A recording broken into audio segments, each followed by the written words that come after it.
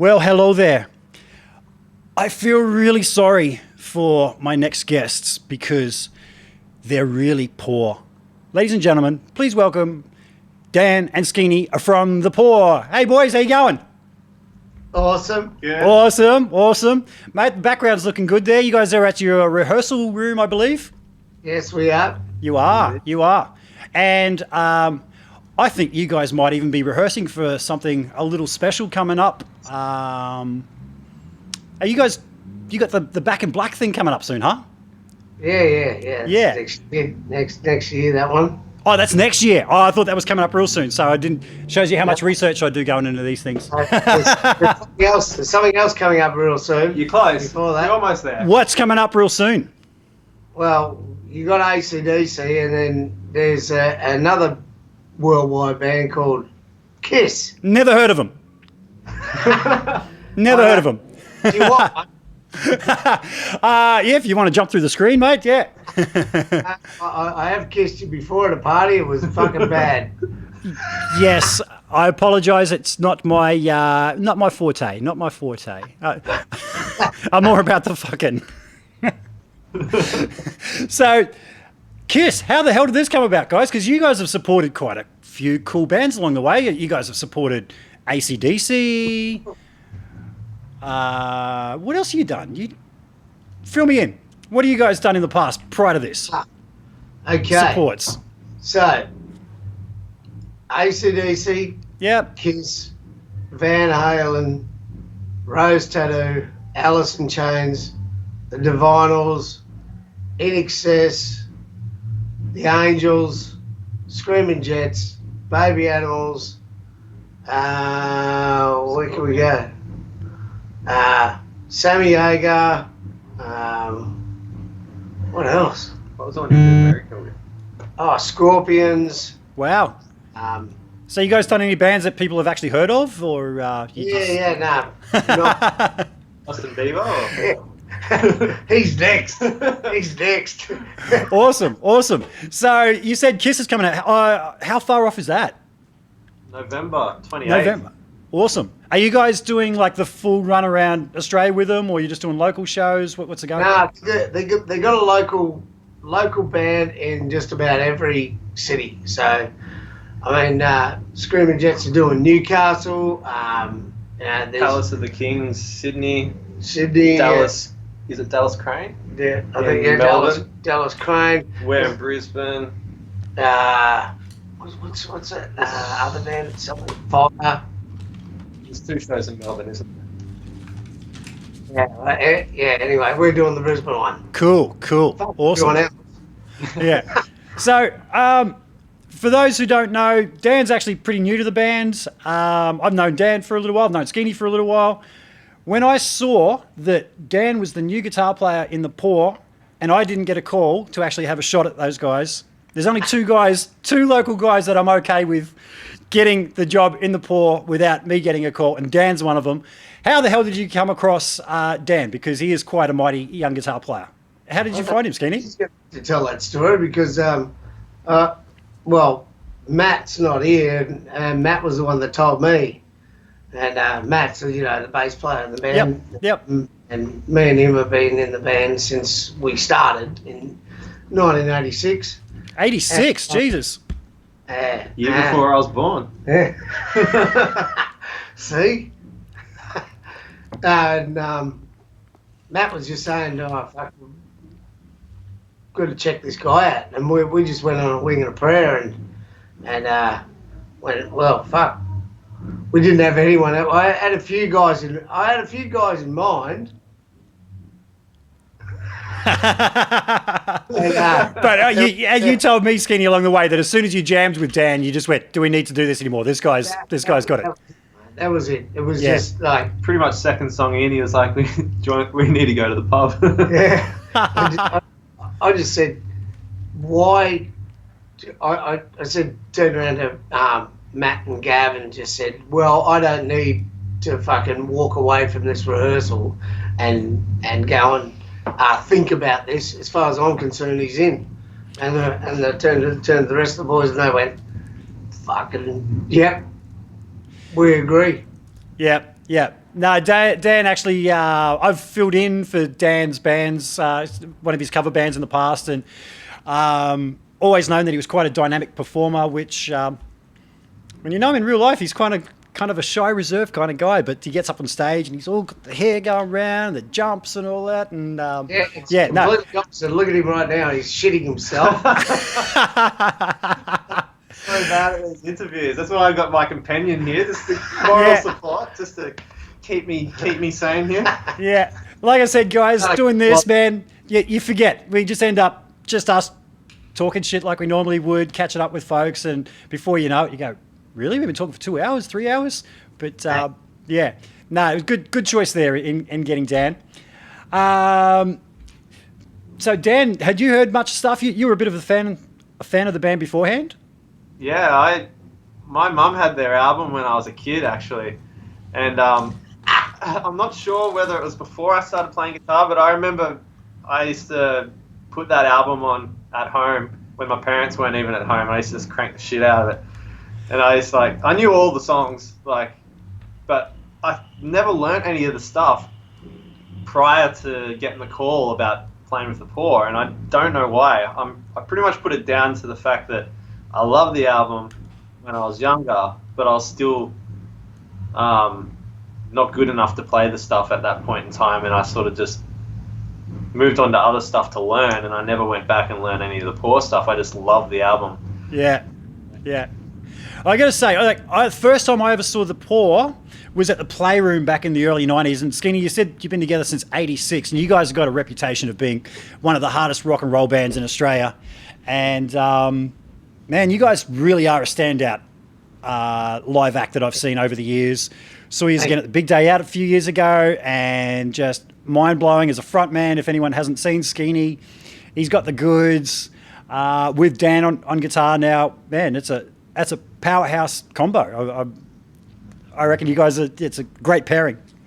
Thanks, man. That's an awesome thing to say. Fucking, and that's what we've always prided ourselves on. You know, it's the live show, and every song that we write, you know, it's all about what can be heard to the people. You know, like and everything that can relate to the people. You know.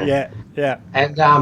And having Dan in the fucking band now, it's like just like.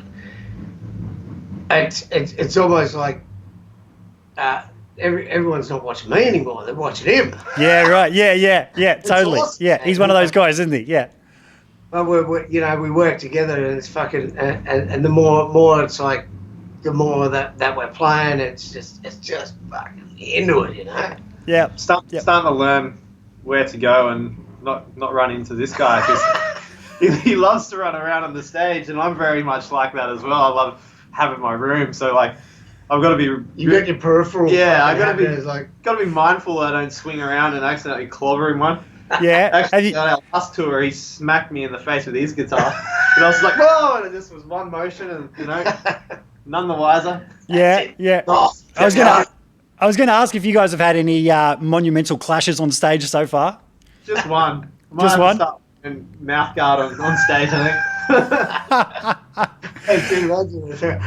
Go out with some padding, get ready for war. That's it. I don't know. Let's armor up. Yeah. I got to say, most of my guitars have got dints in the end of the headstock, and it's usually from lead singers who keep putting their fucking mic stand right in front of me. They'll be rocking out, and then they grab their mic stand, they go, boom, put it right in front of me, and boom, there it is. And it's like, they're bastards like that. Bastards, all right, yeah. So, Skenie, guitar have a little bit of consideration when it comes to that. It's the ones that don't play an instrument that you got to worry about.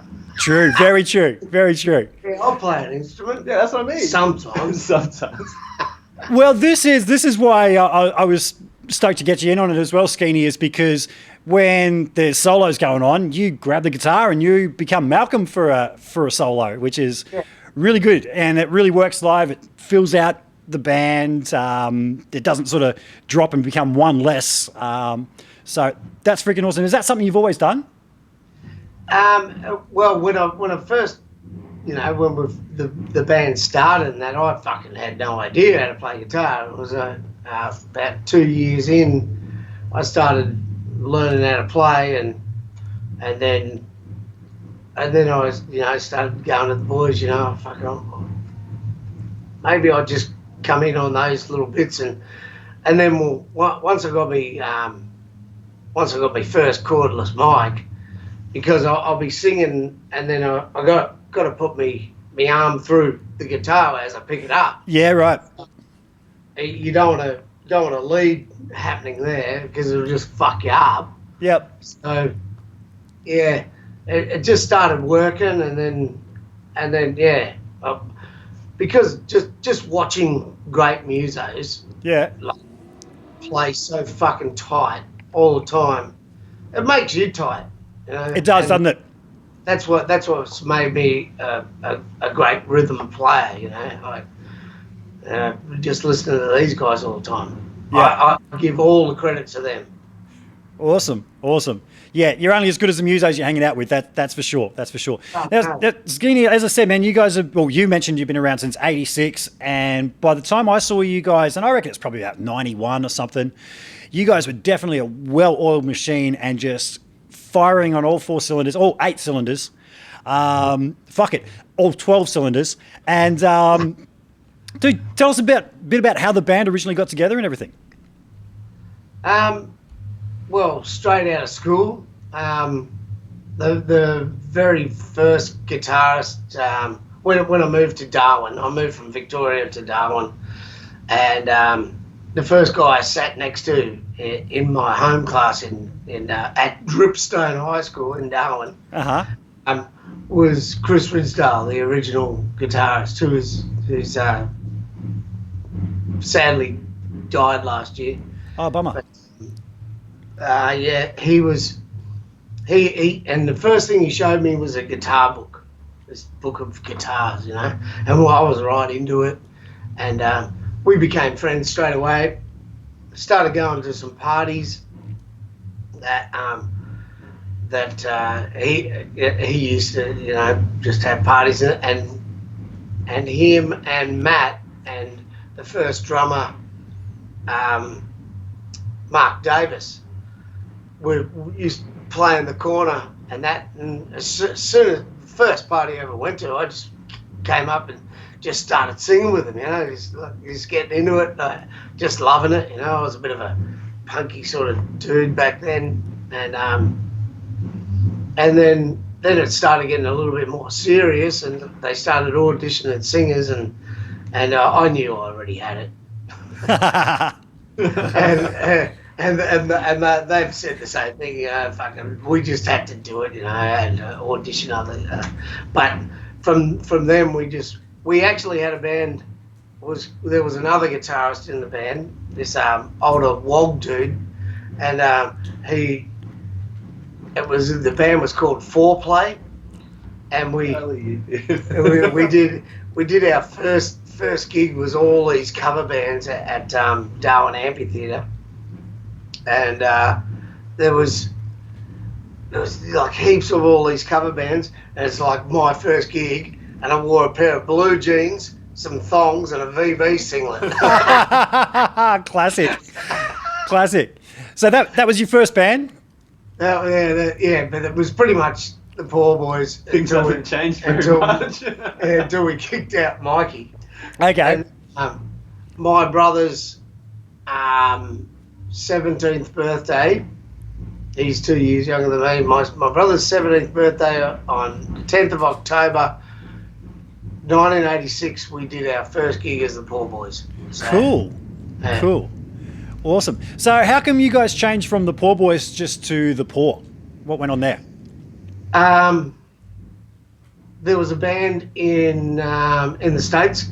Yeah. And when we were trying to bust into the States, there was a band in the States. They were called the Poor Boys as well. They were signed to Hollywood Records, and they had the copyright on the name the Poor Boys. And we wanted to bust into the States, so our boys dropped. Drop the boys. and we became the Poor. And because we had the copyright for the name of the Poor Boys in Australia, so we never let them have it. Yeah. Okay. So we had the Poor and the Poor Boys. Ha ha ha ha. Fuck them. Anyway, they got dropped from Hollywood Records and fucking see you later. Yeah. So, are you guys still writing new material as well? What's We going just on? wrote a song last night. Awesome. Yeah, it's down. Yeah. Cool. Yeah.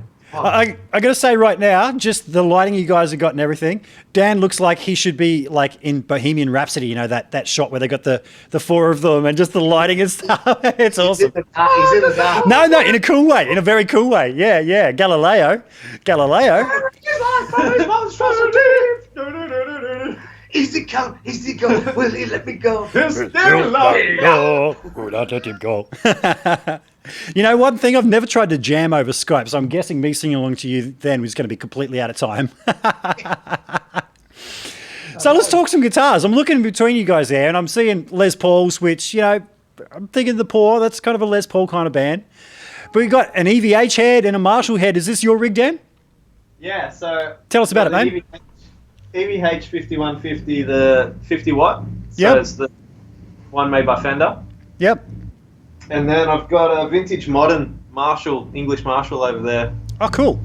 And I've just currently got them running just both together. Yeah. I've got my pedal board running through the EVH. And I'm just going to stop you there, man. When you said both together, like, so are you running in stereo there? Nah. So Nah. Pedal board. Pedal board? Oh. Yeah. Oh. So when you say running them together, like how are you doing that? Like Right, both so- running it at once in parallel? yeah, so I've just got my signal running into a Big Shot ABY Yep. into the front, and then that's just going left out to the Marshall. Yep. And I've just got it set as like a sort of like a vintage AC/DC like crank and tone. Mm-hmm. I pretty much just set this up for our upcoming tour that we're doing, just to get a more of a dynamic sound where I've got, because we'll be playing a lot of the stuff myself, to have that fatness like Malcolm Yep. coming up underneath the sound that will be more Angus. Yep. So I've got my pedal board just how I usually have the Poor set up, just into the EVH. Yep. That rig set up normally. Mm-hmm. I've got the three leads set up on it. Yep. And then I've just got the other one just sent to the other channel, and then I can just select it to kick in whenever I want or not. Cool. Cool. And what are the So- cabs you got there? What are those cabs? So those cabs are, my dad built them for me. Oh, really? So they're just custom built. So he did some research on specs and depths and stuff. But Yeah. He's a guru. He's a guru. He's Cool. all man. yeah, it's pretty good. So the one over here is actually closed back, Yeah. and it's got 6505 PV speakers in it. Yep. They're wired, so they're 300 watts. Mm-hmm. I'm not sure what What that damage is. Yeah. So that's 16 ohm cab on its own, Yep. 300 watt. And then this one here is an open back, and it's Cool. got the speakers out of a Classic 50 combo. Mm-hmm. Because I have a Classic 50 combo back home that's now got no speakers in it. Okay. Yeah. Yeah. How many watt are those? Can't remember what they are each. I think they might be 75 watt or something like that each, and then wired together. So that's wired 16 ohm, 300 watt as well. Okay. I think. Cool. Whatever they are. And then if I want to run them both together through the EVH, I just put it on 8 ohms and run them both together. Because Nice. that's wired them so that they're series or parallel, so then they'll be 8 ohm when you put them together. Yep. And then it's like 600 watts of power. Pretty much. Cool. And what do you got on the floor, pedal wise? Just pretty simple. Yeah, I'll Hold pick her up, it up. Skinny. Yeah, I'll man. pick it Oh, up. that's all right. I'll pick it up. You've been designated as the roadie. Yeah. Oh, there we go. It's going to fall apart on me here because I've just got it. All right. Cool. And So what do you got pretty- there, man? Talk us through it. All right. So just pretty. I'll hold it. You fucking do the talking. All right. So I'm just pretty much running, like I said, a 3-lead system with the Poor. So I can't concentrate with this guy. I'm just going straight into, the Morley Wah, bad horsey, Yep. into this Modtone lemon squeeze compressor. Yeah. Actually, very cheap, probably like $80 compressor. Yeah, okay. Sometimes those cheap pedals are the ones, man. Yeah, it's awesome. Like, I've got an SP. Holy fucking shit, this weighs a ton. Yeah, go. Oh, it's all right. I've got my leg under it now. Yeah, Yep. Good. So I've got one of those SP compressors and stop it. I've got like 3 or 4 compressors that I bought trying to hunt down a compressor that sounded better than this. Yeah. And I just can't replace it, so I just bought another one. So I got 2 of those. Cool. One on my other board and one on this one. It's Yeah. just real transparent. Mhm. So it's you just can't really tell it's there, but it boosts and colors the amplifier, so it just gives it a bit more sustain and actually brings out a lot more elements of the amp. If I turn it off, the amp will actually sound a bit dull. Yeah. So Are you just using it when you're playing clean, or do you use that with your distortions as well? everything. I keep Really? it on all the time. Yeah. Okay. So I never have it turned off. So it just creates, I don't know. It's just kind of like more my tone. Really, it's just always been there. Yep. I've got this in here for an emergency if the rig goes down. Just if I need to plug into like another clean head or something. And what is that? So it's just the 5150 overdrive. So it just sort of replicates the 5150 head. Does it sound actually like the head, or is it ballpark? It's like, yeah, I know what you're trying to do. Yeah, it's ballpark. It's not quite as good. Yep. But I can get away with it. So, and then from there, I've got this multi-overtone pedal by Boss, which kind of does a bit of everything from like that 12-string sort of sound to kind of like a micro pog as well. Yeah, right. But I'd never heard of them. yeah, it sort of just brings out the little overtones and stuff. You can have it set real minute, so it brings out a little character and notes in it, separates the notes a bit more. It looks like an old beast. Yeah, it's actually it's not that old, it's just falling apart. I think this Boss have never changed their design. It looks like it's probably from the 60s. I think Boss have only been around since the 70s, so There you go. there you go. The same as that. So that's just the front, Yep. and then I got this running separate, so out to the effects loop. Yep. And then, yeah, just pretty much, so it's coming in here. So I've just got a micro chorus, which I rarely use. It's just there in case I need it. I think I use it for Man of War, the intro. Yep. Reverb, which I didn't know what I thought about it when I first got it, because it's, I stopped using reverbs for about 2 years because one of my old Holy Grail reverbs died and didn't work. But when I got this, are you right there? Still heavy? No, I'm good. You kind of like boost the signal as well. So it's got The reverb does. yeah, this one here, the Creamer by T-Rex. Yeah. Okay. It just gives it like a natural boost and then just almost gives the essence of a compressor as well. Cool. So I pop that on and just turn it right down so it's only slightly in there. Yep. And then I've got the Time Machine Vox, Yep. the Joe Satriani delay pedal. And then just finish it off with a volume pedal, just so I can just turn it Control down. everything. Yeah. Awesome. Awesome. And what about you, Skinny? What are you playing through, man? Straight through my Marshall JCM 800 lead series. Nice. And guitar, the one with the pointy headstock behind you is yours, isn't it? Yeah. Yeah, I forget. Is that a Charvel or something? No, it's a Kramer. Kramer. Strike. Oh, nice. You had that one a while, huh? Did a gig for this guitar. You did a back gig in for the that. day. Yeah. Yeah, $600 was what we used to charge for a gig back in the day. Yeah. And yeah, this guy had one, and I was like, I want it. And he goes, well, you can do a gig for that. You can play at our party. And I said, boys, I need to get that guitar. And that was like the real change Awesome. for me becoming a guitarist. Yep. Yep. For real. You know.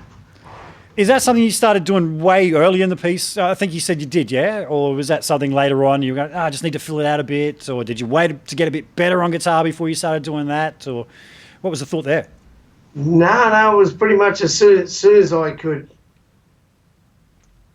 I had enough balls to play on stage. I was into it, but the guitars that I had were shit. So when we did this, that was pretty much, God, about a year after I'd been playing. Okay.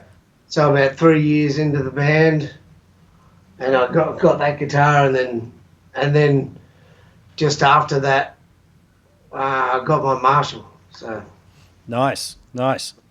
Now, Dan, prior to this, years ago, you were in a little band called Nine Sons of Dan.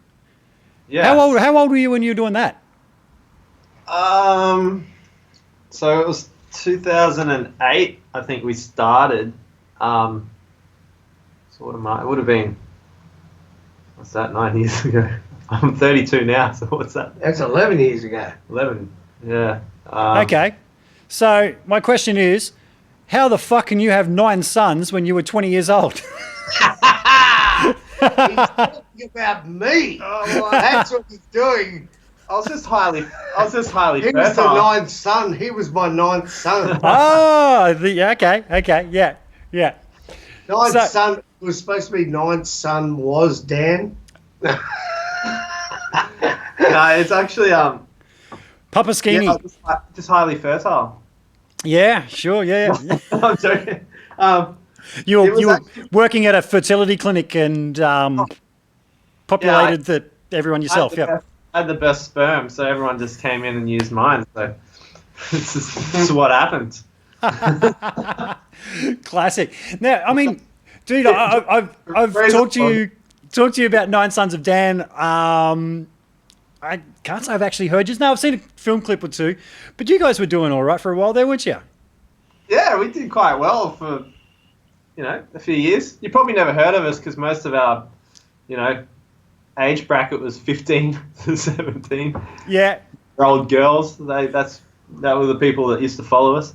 No life. problem with that. Tough life. There's not a problem with that at all. No, we did quite well. We had a song that made the charts and stuff. She's So Fine back in 2012, I think it was. Cool. She's so fine. No, not that one. That's the Easy Beats, isn't it?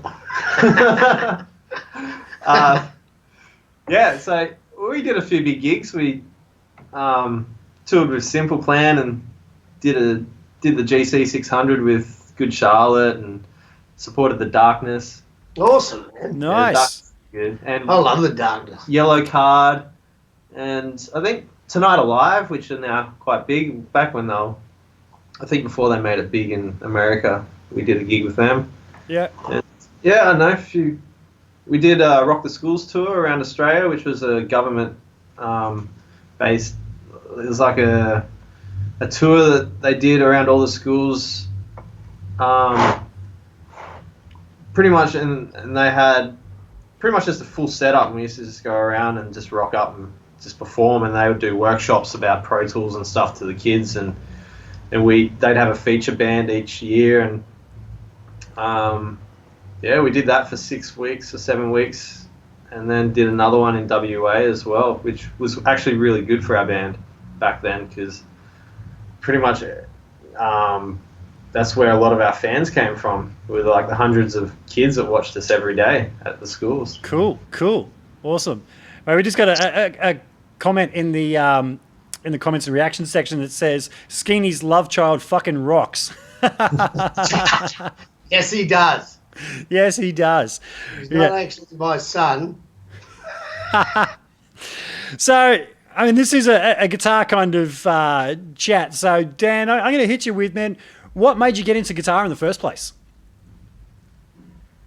Oh, my sister's boyfriend at the time played guitar, And you just thought it was cool?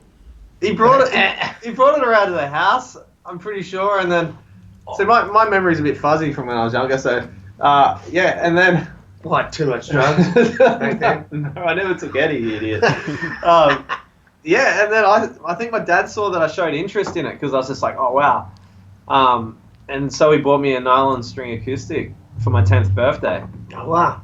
But I know that it stems back further than that, because I remember jumping around on the lounge with this wooden cutout of a guitar that my dad did years before that, because he's a cabinet maker. So I remember he did that, and I used to jump around on the lounge pretending to be a rock star. And I think that was before I even knew I wanted to play guitar, really. So I think it was always in my blood, I think, to rock. Cool. I was the same, man. I can remember being like a little 3-year-old and jumping around up on the bed with a tennis racket to Neil Diamond's Hot August Night. Definitely. I did the same. Yeah. Hot August Night, for sure. Mate. Absolutely. Love that album. Yeah. I think when it's in the blood, like even before you even know it, you know that it's for you. Yeah.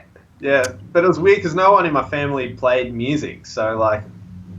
And it wasn't until years later that my dad found out that his mum was actually really good at piano, but he never knew that until I was like much older and already touring and playing music. So, and I think it was something that he always wanted to do when he was younger, but he never got the chance. So we didn't know really where my talent came from. I think it was just all those years practicing in my bedroom. Yeah. That happens. How about you, Skenie? Like, what got you into singing? You said you started out at this party. Had you sung before that, or was it just like, I'm gonna have a go with this? I was singing all my life. Yeah. Like Dan was saying about, like you were saying, with the tennis racket. Actually, our parents used to get me, my brother, and my 2 cousins, Warren and Julie. And we used to have to do a show for them whenever there was a party. And, I'd always be singing, and my cousin Julie would always be singing, and my cousin Warren would be playing guitar, and like all of them except for me brother. He used to play trumpet in the school band. Okay. But Warren, me guitarist, my cousin, he used to, he was in the Paw for a little while. Julian, was he your cousin? No, not Julian. Warren. Oh, okay, yep. And my cousin Warren, he was in the band for a while. This was before Julian. Yeah, yep. And Julie, my other cousin, she's like an awesome singer. Like she's like Linda Ronstadt sort of vocal. Wow. Yeah. And just from, when we were kids, I just always sang. I loved singing. Yeah. Awesome. Well, it paid off, didn't it? Like I remember you telling me once about when you guys were touring with AC/DC and Brian Johnson saying to you, man, if I ever have a shit night and can't go on, you're my man. Yeah. He said, if I ever get that, he said, listen, son. And there was a whole bunch of my friends and family around at that time. Wow. He said it, because we just walked off stage and everyone was sort of there to greet. And he goes, listen, son, if I ever get the flute, can you fill in for me? And I went, fucking oath. I'm actually surprised I didn't call you up when he went down. Or you couldn't sing anymore. I did see some people on Facebook posting when he had to pull the pin that everyone's going, yeah, you should get Skenie. I did see some of that getting around. Yeah. I would have liked to have done that. Well, who wouldn't? Some of the stuff I've seen you doing AC/DC in the past, man, you can nail Bon and Brian. So that's not many people can do that. You grow up listening to it. That's what I grew up singing, like, and you can't deny that. Like, fuck, it's like guitarists learning to play. Fucking if there was someone that loves Mark Knopfler, they end up having a great finger picking and just awesome tone and. Totally. Yeah. What you listen to definitely seeps in. Yeah. You said Mark Knopfler, and when I'm playing clean style, to my ears, I sound like I'm blatantly trying to sound like Mark Knopfler. Now that I say that, people are going to pick the shit out of my playing. But Yeah, but Boom Boom picked the shit out of it. yes. Like, how does he hold his hand like that? Yeah. Skenie, one thing I wanted to know, man. Singing, especially in the style that you do, is very demanding on you physically. And you know you're getting older now, mate. You're in your 30s, so do you ever Add 20 years to that. Shut up, my father, you're my brother. So do you ever think to yourself, man, I'm just getting too old for this shit to go out there and put as much effort into it as you do, or is it a case of when the lights go down, man, it's all on? Fucking, it's all on, mate. Yeah. It's all on fucking just about every day. Anyway, what are you talking about? Yeah. Yeah, no, fucking, it's just something. I mean, it gets tough sometimes. Yep. But it's just the love, you know, the love and the camaraderie and the fucking just the love of music and our band, you know, our band to me is fucking the best band in the world. You know, but I'm a bit biased. Yeah. You know, but that's the way I treat it. You know, like fucking, I love being with these guys. You know. Yeah, I got to say, man, like there's a handful of classic Aussie pub rock bands, and you guys are definitely one of them. You know, with the Baby Animals, Angels, Screaming Jets. You know, it was the last of a breed, man. You guys that Aussie pub rock sound was an absolute killer. So it's great to see you guys still kicking, and it's not like there's one member trying to fly the flag still. It's exactly. Yeah. So man, you guys kick ass. If anyone's never seen The Poor Wife, go see them and they'll be coming to a town near you. One hell of an experience, I got to say. Ooh, cheers, man. Thank you very much for that. Yeah. So Dan, I'm trying to hit some buttons over here, but my thing's got to bring it into focus. Hold on one sec. Do you want a beer? I've got one here. Oh, you got one there? I'm going to get one. You go get one, man. That's cool. I'll chat to Dan. Yeah. I'll be back one jiffy. Shake of a lamb's tail. Dan, what are you working on and you're playing now, man? What do you... I mean, we all have times where we go, man, my alternate picking sucks, or my knowledge of the fretboard sucks, I need to expand. What are you working on in your playing right now? Do you get time to work on playing stuff when you're playing? Well, lately it's just mainly just getting prepared for tours and stuff. Recently it's just been honing in on that Back in Black album that I've been preparing for our next tour, because we're doing the Back in Black AC/DC tribute 40th anniversary tour in January onwards. Cool. So, I mean, I'm just been honing in on that stuff, trying to get a touch on some of Angus's, stuff. Because, I grew up playing a lot of Zeppelin and Sabbath and all that. I did play a little bit of AC/DC, but I didn't focus really hard on his technique or any of his style. So I like to, recreate, not recreate, but I like to learn things from other guitarists and then put their styles into my own, really. So I don't really sit down and focus on too many techniques as such anymore. If I rehearse or practice, I generally just sit down and play whatever's coming to my mind and just try to expand my own mind and my patterns and just play how I'm feeling. If I'm feeling a bit rusty, I'll go over a pattern that I'm used to separate my brain from my fingers. Like I think there's a technique, that a little warm-up exercise that Steve Vai used to do, which is just a 4-finger exercise where you just transition between the different patterns all the way up the scale and then back down. Cool. Just to get kind of like a bit of separation from what's going on here to my brain kind of thing, and just to get each finger working individually so I don't have to focus so hard on it mentally. Yeah. I do a lot of that stuff too, just so like when I'm on stage, I don't have to think so hard about what I'm playing. I can actually I can concentrate more on rocking out. So as long as muscle memory. Yep. getting that down so I don't have to think too hard. Yeah. But Yeah. he's definitely got that fucking down. I Yeah. have to tell you.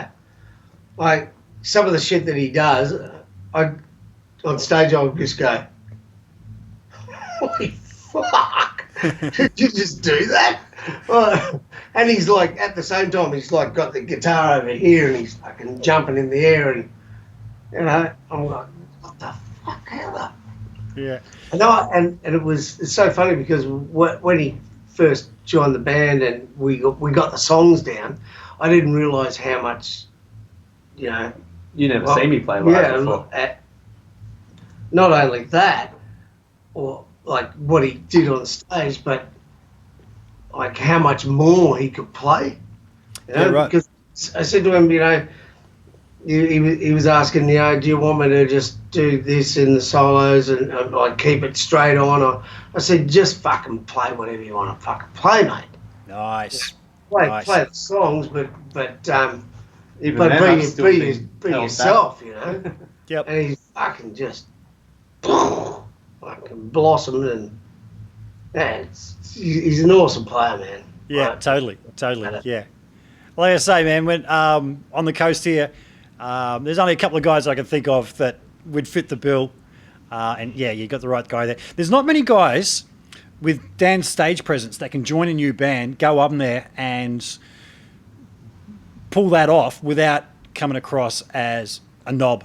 Like, Yeah. you know what I'm saying? You go see a new band, a new guitar player in a band, and you're like, hey, dude, you're the new guy. Fucking stand up the back or something. But no, Dan's just got it. He looks natural. It's not like he's trying hard.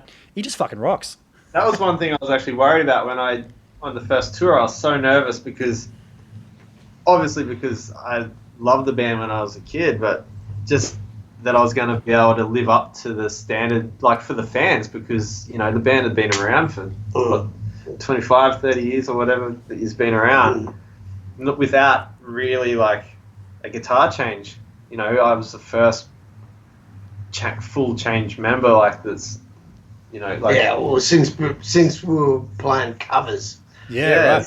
Yeah. so that's when my cousin was playing, and then Julian came in the band, and then we started writing songs from then on. Yeah, so I was a bit nervous on that first tour because I didn't want to come across as like I wanted to make sure the fans, you know, weren't disappointed. So Yeah. but I didn't want to come across like. That's why I said to Skenie before the tour, like I just want to make sure that I'm playing within the bounds of the band. Like I didn't go full, you know, Eddie Van Halen on their ass and just Yeah. and start, you know, because I'm capable of playing like a lot of that stuff if I need to, a lot of shred stuff. So I had to like sort of just play what needed to be played and then just perform to what I think needed to be there. And not overstep my bounds, but yeah. But we already sort of established that in when he was getting the songs down, you know,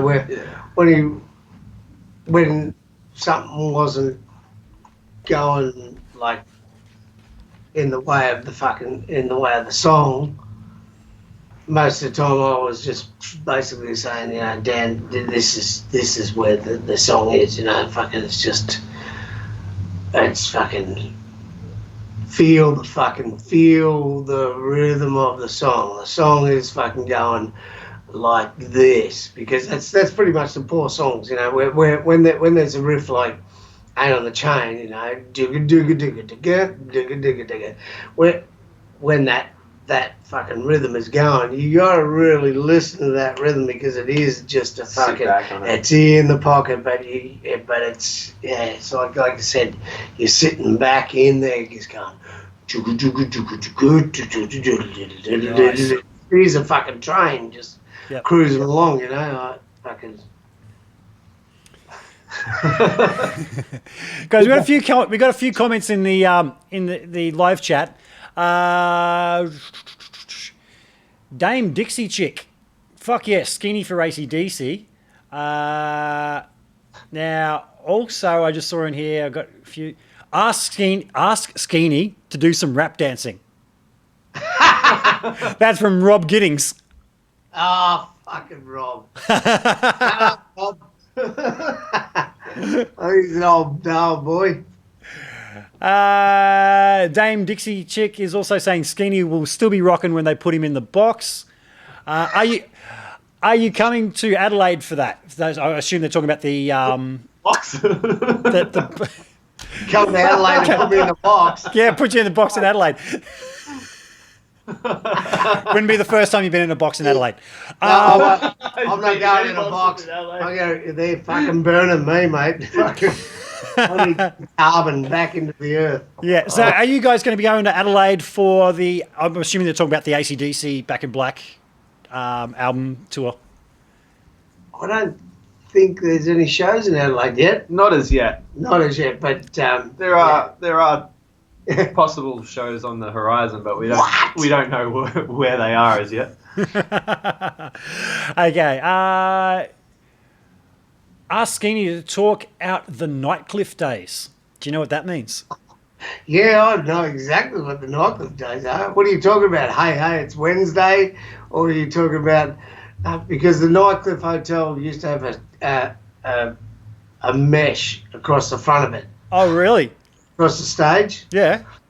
and like Chicken wire? Thursday nights we used to get up there and play when we were a cover band back in the day, and all the black fellas would be up the front just throwing fucking bottles and shit. Like it was crazy, like full on crazy. Yeah, I remember those days. Remember, hey, Wednesday. So Dame Dixie Chick says to tell Skenie it's Bridie. He won't know me by my other name. So if that rings a bell for you, mate. Yeah. She's Dame Dixie Chick, and she's saying, "What the fuck? No shows in Adelaide." Ask her about the time she was out the front in the jelly wrestling ring. Well, she just heard you. She's watching, so I'm sure she'll drop a comment about that. I still remember, bro. Don't you worry about that. Yeah. Now, man, you're saying about the chicken wire. I've done one gig. It was in Darwin. It was I tell a lie. It was Tennant Creek, smack bang between Darwin and Alice Springs. I played a show there. I've never been so scared in all my life walking down the street, man. And they had chicken wire across the stage. That was a first for me. Tennant Creek was probably the roughest town in the NT. Yeah. Did you play Stand By Your Man? No, man, we Stand by your man. Give him 2 arms to cling to. And something warm to come to when nights are cold and lonely. Oh, that's so good. Yes, if anyone hasn't seen the movie, it's the Blues Brothers. Yeah. You threw me off. Lost my chain of thought. What was I going to say? You were playing Tennant I was playing at Tennant Creek. The singer, I was playing in an In Excess tribute show. I joined the tour the day beforehand because the guitar player that they had lined up turned out to be a bit of a knob, and they sacked him the day before they went away, and I learnt 30 songs before jumping in a little tour van with them. The singer went to take a shower just before showtime, and the locals were getting restless, and the publican came up and said, "You guys have to get up and play now." And we go, "We can't. The singer's not here." He said, "I don't care. If you guys don't start playing now, these guys are going to start beating the crap out of each other. Play." So I got up there and I sang, and I started playing all these not ACDC, Hoodoo Guru songs. It's about the extent of my vocal range. And I remember the singer coming out and just looking at us going, "What the hell? Playing without me? What the fuck?" And it's just like, dude, we were told, play now or there's going to be trouble. So we did. And yeah, Tennant Creek was scary. Yeah, Tennant Creek is scary. Yeah. Well, have you guys been there recently? I guess that's not somewhere you went to. That's where my brother's wife is from. All right. Okay. It's very scary. Yeah. His wife or the wife? That's my brother's wife. Very scary woman. What? Okay. Can you think of something that's happened? What's the scariest thing that's ever happened to your stage? Scariest place you've played, or just a standout gig you just went, "Whoa, never again"? Is there any of those? I think we were playing with the Scorpions, and we were in Oakland, just outside of San Francisco, and me and Matt decided to go for a walk out of the stadium down to the shops because we wanted to get some smokes. Yeah. And these state troopers pulled up and said, "Hey, where are you guys going?" And we were like, "Just down there." And they're like, they've noticed our accident and they said, "Where are you guys from?" We went, "Australia." And they're going, no, where did you guys come from?" And we're like, "Australia." And they're like, "No, where did you just walk here from?" And we're like, "The stadium just there, you know?" And they're like, "Get in the fucking car." We're like, "Oh, fuck off, well, why?" You know? And they're like, "You're not going down there." And we're like, "We just want to go and get some smokes." He goes, "You're not going down there, man. See those guys down there?" We're like, "Yeah." He goes, "They'll fucking kill you." Wow. He goes, Wow. "Get in the car. We're taking you back to the stadium." And that was it. And it was like real bad gangland shit. And if you're a white guy in that area, Yeah. done. Yeah. I had a mate that just did something similar. He's off traveling around the world at the moment, stuff, and he went to South Africa and just picked a random place to go to. And from the moment that he jumped in a cab to go there, people were like, "Why are you going there?" And when they rocked up, like, "Why are you here?" And he got told straight away, "Man, you go to your hotel room and you lock that door, and you don't leave that room, the hotel, until you leave this town, man, because people are going to snatch you and hold you for ransom."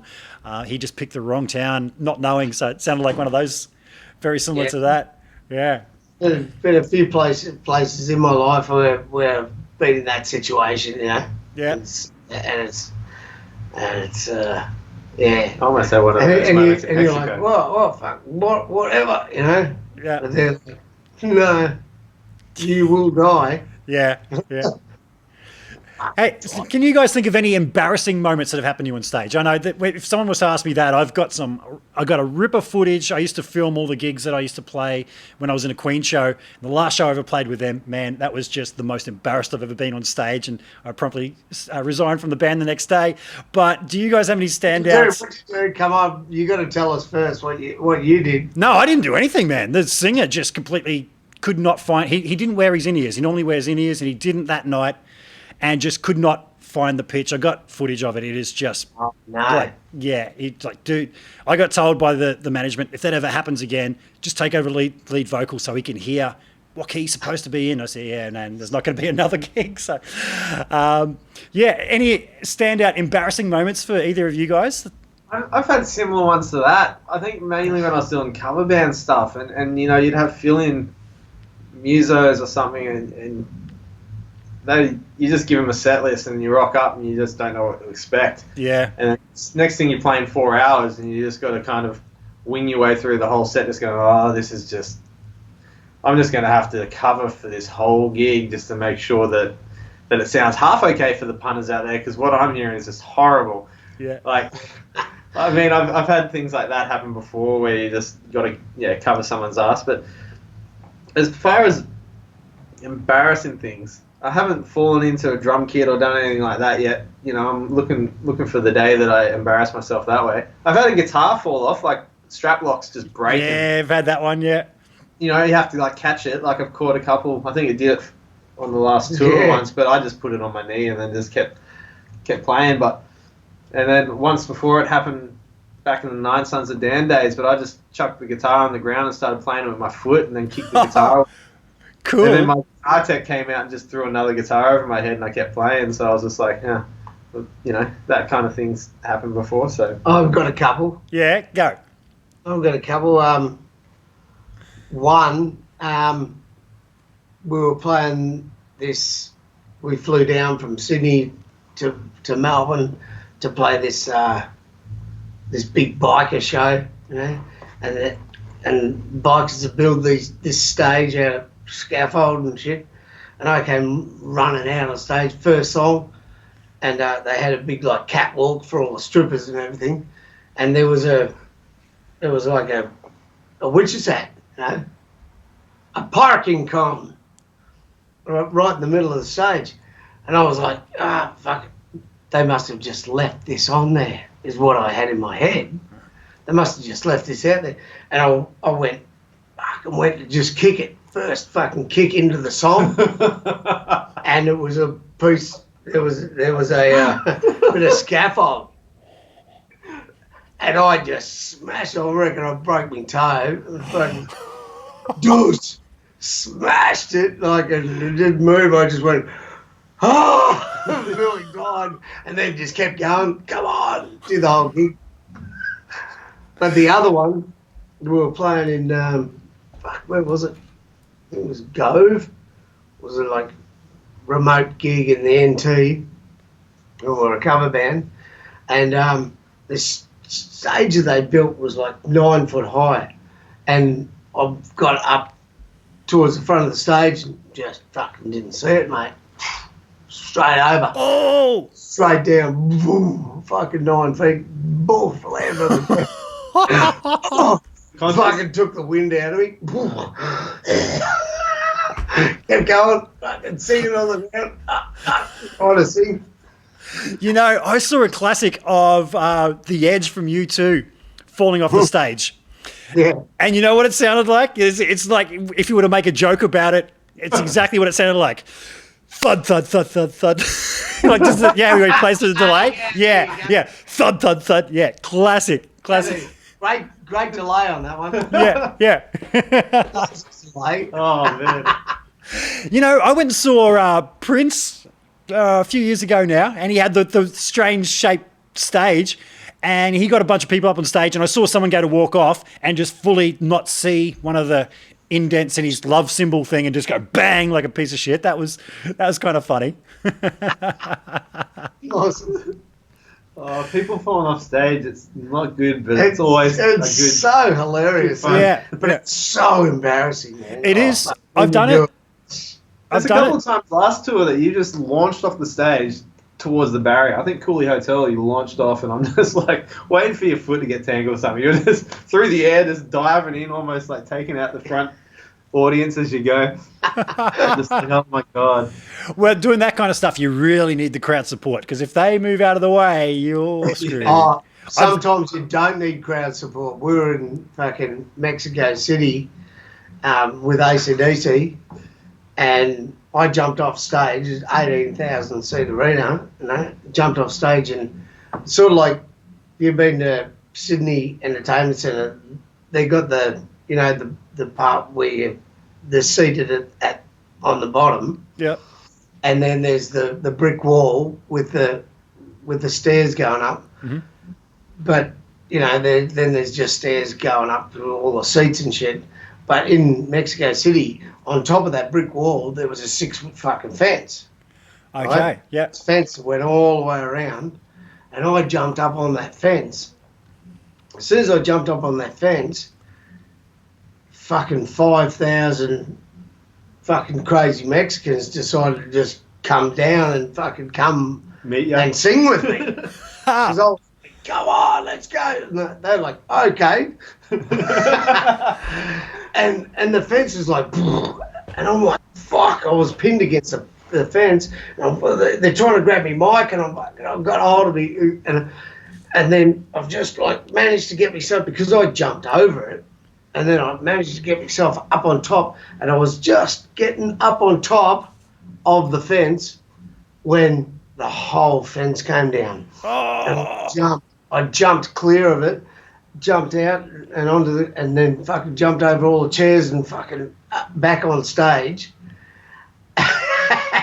And the security guy, Bob from AC/DC, he was like, what the fuck were you doing, Skenie? What the? I'm like, I didn't know they were going to come and fucking rush me. He goes, what do you fucking expect? They're crazy Mexicans. Awesome. Anybody else got in the crowd ever? Well, yeah, the times I've seen you, like, I think Big Day Out, when I watched you were in one of the big tents, the big marquees, and yeah, you climbed up one of the big poles there, and it's like, yeah, you're not shy of climbing a PA stack if there's one around as well. It's all good fun, isn't it? Mate. Yeah, Love it. Put on a show. Yeah. Actually, when I mentioned kick-ass bands, one band I didn't mention because they're not quite Australian. Shehad, they're probably in the same category as you guys. Just man. kick-ass. They're awesome. Yeah, totally. Played with those guys when I was in Lump. So Yeah, yep. They're awesome, man. Awesome band live. Didn't they do a brief stint as like pacifier or something like that? They did. Same deal. Into the States. Yeah. Because Shehad sounded too much like Jihad, and the whole 9/11 thing just went down, so they changed the pacifier for the States. Did they have a song? Didn't they have they had a successful song during that period of time too, didn't they? That called Pacifier. It was Pacifier. Yeah, it's on General Electric. Yeah. Totally. So, I mean, we talk about the tradition of kick-ass rock and roll bands like that.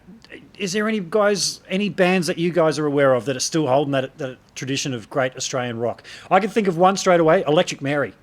They kick ass. Yeah, good. Airborne. Airborne, man. Airborne. You go and see Airborne live. Okay. They are just fucking modern day live, AC/DC, like pretty much. They're balls to the wall rock. Well, they're just so good live. Like you watch them live, they're just so energetic. So they just demand the fucking stage. That's why they're doing so well in Europe, I reckon. Yeah, right. Yeah. Well, I think you said it before, like a lot of those bands, they're all inspired by AC/DC, aren't they? All those classic bands. I read the liner notes of an Angels Best Of, and they said in there they were just trying to be AC/DC, like AC/DC. They even bought AC/DC's gear when AC/DC went to England, hoping that they could sound more like them, and then they realised, damn it, it's not the gear, it's them.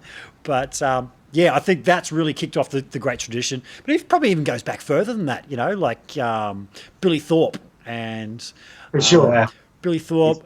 What's the Easy Beats? I mean, the Easy Angus Beats.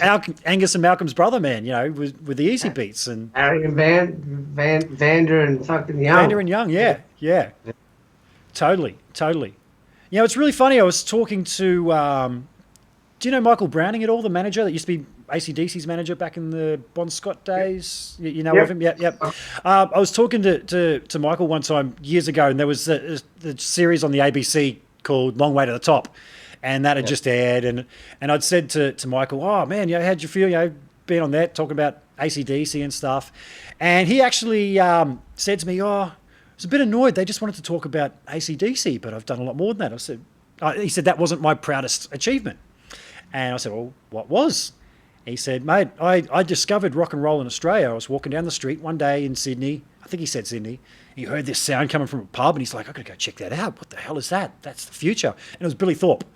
So that he said that was his proudest achievement. And I guess, Australian rock and roll, it's been around for a while. It was like Masters Apprentices and stuff like that in the early days too, that was around about the same time too. Big on the getting Australian rock out there. But I tell you what, for Billy Thorpe, that's one person I'm glad that I fucking met, and he was an absolute fucking gentleman, and what an entity in rock. Like, we recorded it at his studios a couple of times, and when Clarkey, you remember Greg Clark? Man, I never knew Clarkey. I know of Clarkey through so many different people, Baby Animals, through to Skitsy and all those kinds of guys, and I never did actually meet Greg Clark, but I heard he was absolutely phenomenal.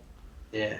Well, before Chippy was our fifth member of the band, Clarkey was. Yeah, right. And he used to run Thorpe Studios in Sydney. Okay. On Mountain Street. And, mate, every time we were in there doing demos or something like that, Thorpe would come in and he just loved rock, and he just loved being a part of everything. And any songs that we were playing in there, he'd be like, oh, what about trying this, guys? I really like this one. Like, what's going? He just loved being a part of anything. Yeah, it's awesome. Yeah. Such an underrated player too. He was such a great player. He was fucking awesome guitarist, man. Yeah. Actually, forget how good he was. Like in today's standards, he doesn't get mentioned a lot, but he was actually a really great blues player, good player. Yeah. Can you guys see a Marshall box over behind me there?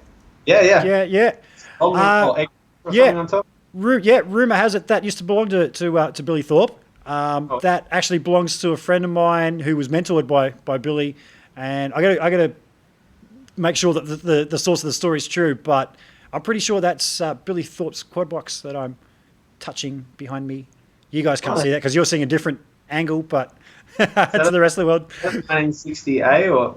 Yeah, it's a 60A. Yep. Yeah, just nice. a loner. What's the head? I'm curious. What's the head on over your left shoulder? Is that a Sherlock or something? I normally turn it on because it looks shit hot, and I forgot to turn it on. Hang on one sec. Is that a used Kettner? Yeah. There we go. Yeah. Hang on, I didn't have you guys turn. Smaller than it looked from here. You went over there and it was just like, oh, it's smaller. What is it, like 25? That is a 200 watt head. What? That's a Hughes and Kettner Black Spirit 200. Wow. Yeah, they've just released those in a floorboard version as well. I tried those when I was at 42 Gear Street in Germany. The guys from Hughes and Kettner were there, and I was very impressed with it. Four channel head, MIDI switchable. When I said it's 200 watts, solid state power amp, but they got a little red glowing thing in there, which gives it a bit of tube juju. Is it heavy or is it quite light? Dude, I brought that home in my suitcase. I left a whole bunch of clothes because I want to hear. The only reason I use that 5150 head is because I put it on the plane and it's like lighter than most things. So like, yeah. Dude, check this out. Like I remember Rich from Hughes and Kettner told me it's under 3 kilos. 3 kilos. What? 3 kilos. 3 kilos? Yeah, man. It is light as fuck. I'm just going to grab it. Oh, shit. Okay.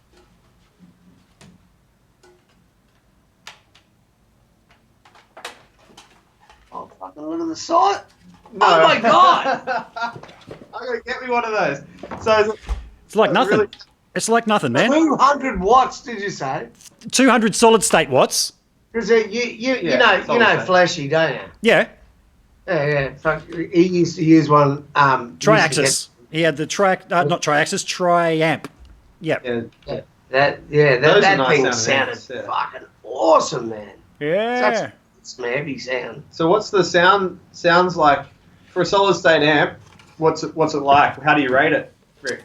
I really like it. One of the channels, I haven't had that much of a chance to play it. I'm going to start using this as my live rig because I can use it without. You can put it in your backpack. I can, but it's got the red box built into it, which is a really good cabinet simulator. So I can just use it as a direct unit. I'd really like their floorboard unit actually of this, just for small gigs rather than use my iPad. Dan, you've seen my iPad rig that I use? Yeah, I have. Yeah. So rather than you used it. I think you used it for one of the gigs. Yeah, I would have played it. Yeah, maybe filling in for you.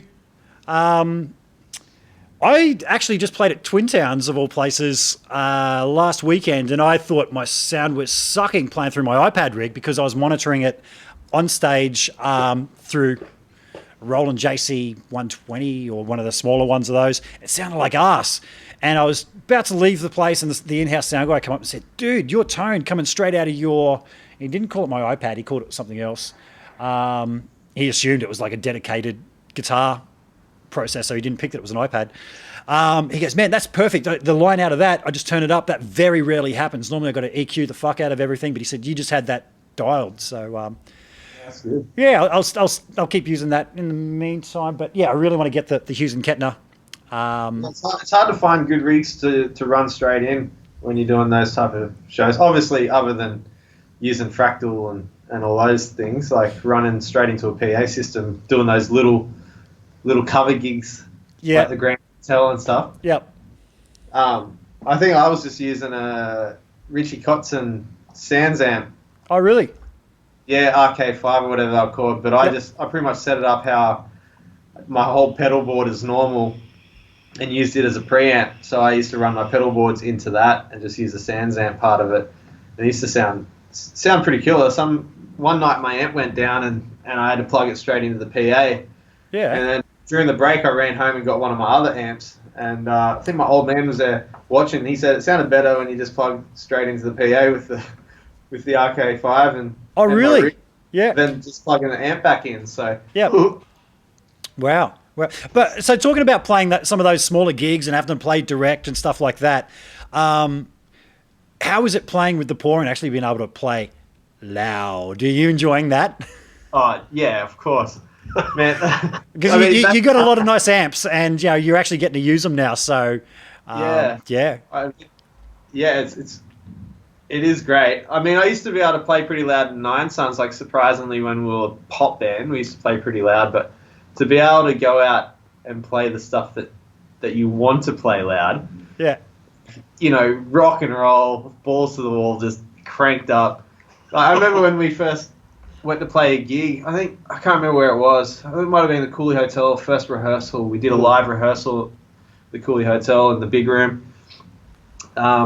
Cranked it up, and our sound guy Chippy was just like, I was like, oh, is that too loud?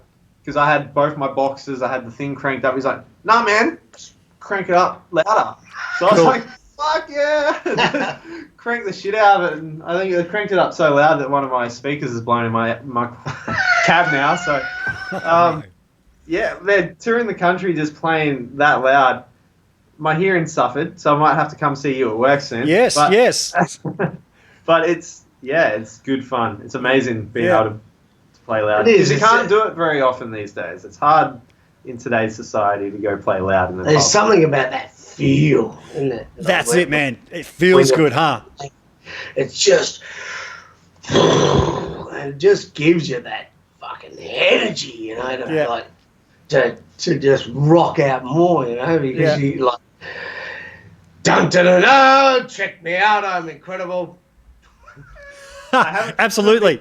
I am Superman. Dun dun dun dun. Oh man, I haven't been game enough to go down the silent stage route as yet, because I know I watched your talk with Luke Palmer last week, and he's very heavy on he's doing the silent stage thing now. But under protest, I was really surprised to find out that he wasn't into it at first, and it took a bit of convincing.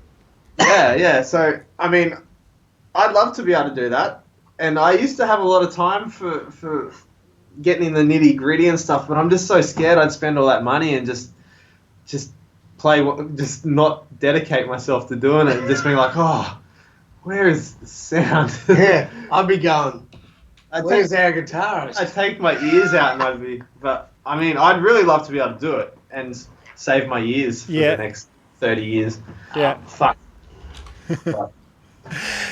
Yeah, but do you guys notice any hearing damage? Like, you guys get the ringing ears and stuff after all these years, or? I've had tinnitus or whatever you call it for years and years now. Yeah. Yeah, I've had ringing in the ears for years. How about you, Skenie? I don't have tinnitus, but I hear every now and then like a and it just disappears. Yeah. And that, they reckon, is like some of your hairs in your eardrums or whatever it is dying. Yep. And that's it. It just won't ever come back. But I'm still got good hearing these days. And so cool. No, in rehearsal we do wear earplugs nowadays, instead of like what we used to, just fucking. Yeah, it's the cymbals, man. It's the cymbals that kill you. I actually had a hearing test today. I was telling you guys earlier, it was my second day at a new job today, working for a company that does hearing protection and mostly, what do you call them? Hearing aids. And I tried a hearing aid on today for the first time. I got my ears tested just to find out about the process and everything. And then the audiologist tuned it for my ears and then put them on and went, and she started talking to me. She goes, oh, this should sound really good. And I just looked at her and went, no, that sounds exactly the same. I'm not hearing it. But then I looked at her and went, oh, because I know the top end in this ear has been screwed for years, but it's the extreme kind of top end. And so I did that wearing the hearing aids and went, oh, I haven't heard that in this ear for years. And Yeah, right. yeah. Is that due to the drum kit? Did you always stand right of stage, or? No, it's from when I was in the group Nemesis in my early 20s, and we used to rehearse like 4 nights a week, writing and all that kind of stuff. And the drummer's cymbal was right there, and he'd be smashing it, and it's a cymbal, just smash, smash, smash. Yeah. I think making mine level now. I always stood on the left-hand side. Like, left-hand side of stage was always my thing for years and years. Yep. Now I'm at the poor, I'm on the right-hand side, so I'm about to even out my hearing damage. Yeah, so you're going to start... You'll start walking straight before too long. You've been walking like this for the last few years. And Yeah, I'll be straight again. You know? I'm really fucked because I got Gav right behind me. He's right in the middle. Yeah, right. Yeah. Is that why you go off on your little ventures? I'm Get just away from trying. us. I'm just trying to get away from the noise. Yeah. Has Gav always been the drummer in the Poor Man? You haven't had any other drummers? Yeah, no. Gav joined the band in '98. Okay. End of '97, '98. So that was after the hit, yeah? Because when I look at watch the film clip to your hit, James Young was the drummer. yeah, okay. So I'm thinking, man, Gav's looking different. Yeah, geez, he was a skinny guy back then. Okay. But it's not him. Okay, that makes sense. He joined the band in '98, and James was the drummer before that. We had a couple of fill-in drummers before that, before James. But the original drummer was Mark Davis from Darwin. Okay. He was an amazing player. He was awesome, but he got married and decided that he just didn't want to do it anymore. And we were devastated, but we wanted to keep going. So Yeah. that was Dude, it. why the hell did you move to Darwin in the first place? On the oldies wanted to move there. I don't know. Okay. You moved up with them. They're strange people. Yeah. What, your parents are the Darwinists? My parents. The poor boys if you didn't move up there, so That's it. Good thing. Just checking out the comments here. We've got, I'll just go back a few there. Sing us a song, Skenie. Airborne are friggin' insane. Electric Mary, fucking awesome. Rob Giddings. This one's about you, Dan. It says, you smashing it out of the park on guitar, Dan. Love watching you rock. Thank you. And then he says, I play bass with your old sound guy, Will Gutwin, Skenie. Do you have a sound guy called Will that you remember of, Skenie? Loaded Billy? Ring any bells? Might have, but I don't remember. Much thanks to Matt. He is the man behind the reason why I picked up the bass in the first place. Thanks, Matt. Dude, it's rock and roll. How are you going to remember those days? You know, for a band that's as rock and roll as you guys, we did well in starting on time tonight. I know you were How's that? lucky because we were rehearsing beforehand. And we were Yeah. No, I did one with my mate Sammy Bowler in Detroit a few weeks ago, and I'm like, dude, we've got to start. And he goes, hey, man, it's rock and roll. People aren't going to want us to start on time. Yeah.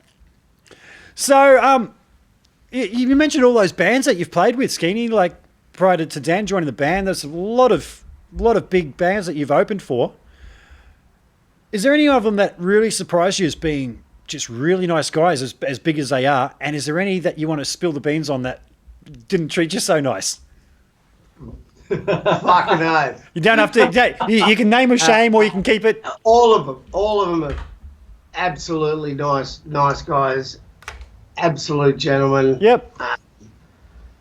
Great people, and you find that in everywhere you go around the world. You know, musos are awesome. Blackie Lawless, I have to say, is an absolute. See you next Tuesday. Really? Yeah. When did you meet him? That's Blackie Lawless from like Wasp, right? Yeah. Yeah. Yeah, we did the Australian tour with them in 2008. Yep. And the first gig, he's like, we want you guys to get out of the venue. Really? Yeah. And we're like, what? And, and the road crew come up, said, can you guys get out of the venue, while Blackie does his fucking sound check. And it was funny because Matt turned around and went, "This is Australia, mate. Time to get fucked." Yes. Classic. we're the first gig was at the Enmore in Sydney, and like, where do you go in the Enmore? You've actually got to go walk out and go out on the street. Yeah. Like, fuck off. He's like, and then they said, "Oh well, can you go to the band room?" And we're like, "No, we're not fucking going anywhere, mate. This is our fucking country." Yeah. And anyway, he didn't like that, and but we did the tour, and then at the end of the tour, we all went up and went to their band room, all shaking all the guys from the band's hands. Yeah, thanks for the tour, thanks for having us, blah blah blah. And Blackie's fucking sitting there, right, in this chair, and I put out my hand, and I said, "Oh, thanks for the tour, mate," like this. And he looked at me and he just turned his head like this, and all the boys were just like, "That's not going to go down good with Skenie." And I went, "You better fucking shake my hand right now, mate, before I knock you fucking out." Wow. And he looked at me, and like everyone was like, their whole band room, and like all of those guys and all of our guys, it was real fucking silence. And then he just put his hand out real reluctantly, and I fucking grabbed it and went, "Welcome to Australia, mate." Yes. So, yeah. Yeah, right. Oh, I thought you were going to say he ran off and hid behind security or something like that. No, I would have grabbed him. Oh. Go away. I don't know. That just reminded me of a little story. Lincoln Park. No, I'm not going to talk about that. I'm not going to talk. There was an incident backstage at Livid one year, man. And the DJ from Lincoln Park can go get fucked. I know about that incident. Was that with the Sunglado boys? Yeah, man. 'Cause I was just thinking about it because I reckon I went to a party straight after that, and you were there, and I probably told you all about it. Yeah, I'm not sure. I think I got told about that a couple of years later. Oh, really? Because I'm pretty sure I was at the party afterwards. Yeah, it was the Lump Boys. It was at Dog's place. Yeah. But, yeah, no, that DJ, I'm not even going to get to it. Yeah, DJ, that's him. Yeah, no, and then went and hid. He basically punched Jason in the face backstage. Yeah, he did. After Chester had invited Jason and I to trash backstage with him, so we trashed backstage. And in the corner of my eye, I see old DJ mate walking up to Jason, winding his fist up, and I'm thinking he's saying, "Oh mate, punch me in the arm, I'm about to go on stage." And he smashed Jace fair in the face, man. And then the security were all there. The first guy to grab him was Chester, his singer. Rest in peace. Chester grabbed his own guy by the throat straight up and just went, "What the fuck, man? I invited these guys. What are you doing?" And was just full of apologies. They went and played. Chester just followed us around for an hour afterwards, just saying, "Man, please don't talk shit about my band. He's had a hard time." And yeah. Didn't want to make that public for a long time, but Joseph Hahn, I think that's his name. Yeah, man. You're a fuckhead. Straight up. Yeah. You meet him, huh? Yeah. So who's been like super nice? I was going to say, is anybody taking you under the wing? But I've got some vinyl over here, which is the Angels' Dogs Are Talking 12-inch single. And on the B-side, they had 3 unsigned acts they were trying to break. You guys, Baby Animals, and refresh my memory. Who's the third? Do you know what I'm talking about? Fuck, I don't know. Might have been Judge Mercy. No, although they were. Yeah, I do remember them. I remember meeting Andy, who now plays bass for Billy Joel. Yeah. Yeah, he was with Shania Twain for a long time. Yeah. So yeah, he was the frontman of Judge Mercy, wasn't he? Judge Mercy were a great band. And Izzy, the guitarist out of Judge Mercy, the original guitarist, he ended up being in the Screaming Jets. That is he. Okay, cool. That's where they found him. A long time, yeah. Yep. Now they're one of those bands that have revolved a lot of members over the years, haven't they? I mean, you still got Gliso and Paul, Warm. but No, not Warm, fucking Woozine. yeah. Woozine. Yeah, everyone else has pretty much come and gone in them. But yeah, that's one of those classic, just Australian pub rock sounds, and Yeah. Great. So so Just like best friends in rock, pretty much. Yeah. It was a little bit of a circle going there for a while. You guys, the last of it really, and it's so good to see you guys still going. Cheers, man. Yeah. So I mean, did that really help kickstart you guys? You know, the Angels giving you a bit of a hand back in the day. Do you think that really helped you guys, or was it just sheer determination?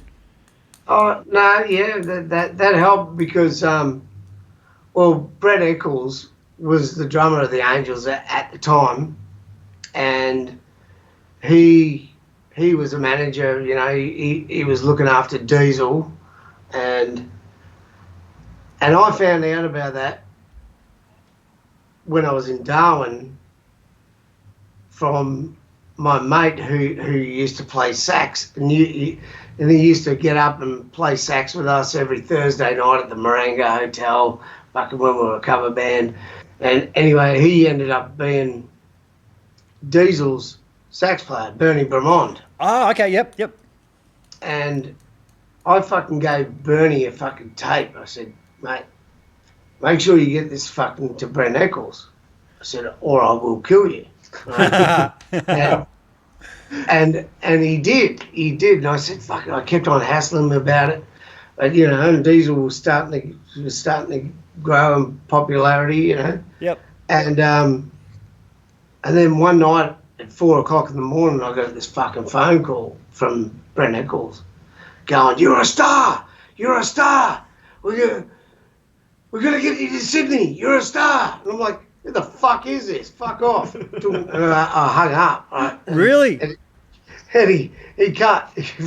I had no idea who it was. I was like fucking half pissed myself or something. I don't know. And then he rang back, and I was like, "Who is this?" And he goes, "This is Brent Eccles." And I'm like, "Oh, fuck, about time." It was like 4 months later. Yeah. That you know, he was on a plane. He was like listening to all these different tapes. Yep. And he goes, "Fucking yeah, I really liked your stuff." And that was it. That's when the ball started rolling. Yeah. Cool. So, in terms of influences, man, like, I mean, we mentioned AC/DC, and that's pretty obvious. Rose Tattoo. Now, that's one band that I didn't mention when we were just talking about those great Aussie pub rock bands, Rose Tattoo. Was it a case of you guys saying, hey, we want to sound like this or that, or was it just what each member of the band, you guys were all just listening to that kind of stuff, and that's just how it came out? There was a lot of other influences too, and as a cover band, what we really liked playing too, we loved playing Motley Crue. Yep. We loved playing Whitesnake. Mm-hmm. We loved playing AC/DC, Rose Tattoo, The Angels, all that sort of stuff. But when the band, as a cover band, we didn't like playing the hits. Yeah. We liked to go to the different songs that were album tracks and played them, you know, and it sort of gave us a feel of like we were an original band. Yeah. You know, instead of playing all the hits and what everybody wanted to hear, they came to see us because of what we could do, you know, and we always put, you know, fucking hits in there as well, but most of the set was made up of like album tracks of the Cult and fucking like just fucking bands like that, and Queen and fucking we played. Fuck, we played so many Cult songs. Jesus Christ. Cold. Yeah. Loved Cult, man. Yeah. And we played King Contrary, man. Little Devil. Fucking Love Removal Machine. Yeah. Fuck, so many. Wildflower was like the main track out off that album, but Yep. that was like one of the ones that that was by the by, Yeah. Yeah. Yeah. I saw them not that long ago, man. Probably about 5 years ago. And Ian Astbury, he was a big guy. He actually said he got out there, played a couple of songs, and said, if you guys came here to see me tonight, sing Note Perfect and squeeze into my size 32 jeans, you're at the wrong gig. Yeah, I'm fat. Yeah, I can't hold those notes anymore. You guys help me out. Let's have a good time. So yeah, it was. I think he knew. Yeah, fuck it. No, I can't do that anymore. But let's have fun trying. You guys carry me a bit. Yeah. And it was really cool. But Billy's fucking. Was he still playing? Billy was. Yeah, he was. Yeah. He's amazing. Yeah. I reckon that he is the Cult. Like he's the one that sort of. Well, Ian Astbury wrote a lot of the lyrics and stuff, but Billy is the one that sort of put all of that shit together. Yeah. Hey Dan, what about you, man? Guitar influences. Who the guys that you were listening to when you were starting out playing and trying to pick apart their playing that you can hear in yourself? And I remember before I started playing electric guitar in my first year, like my dad was like, "Oh, if you can play good, then I'll buy you an electric guitar." And I was playing Black Dog by Led Zeppelin in the first 12 months from. So Led Zeppelin was a major influence. Zeppelin, Sabbath, Deep Purple. Yes, a lot of the old classic rock. Very 70s. Very 70s. Yeah, a lot of the.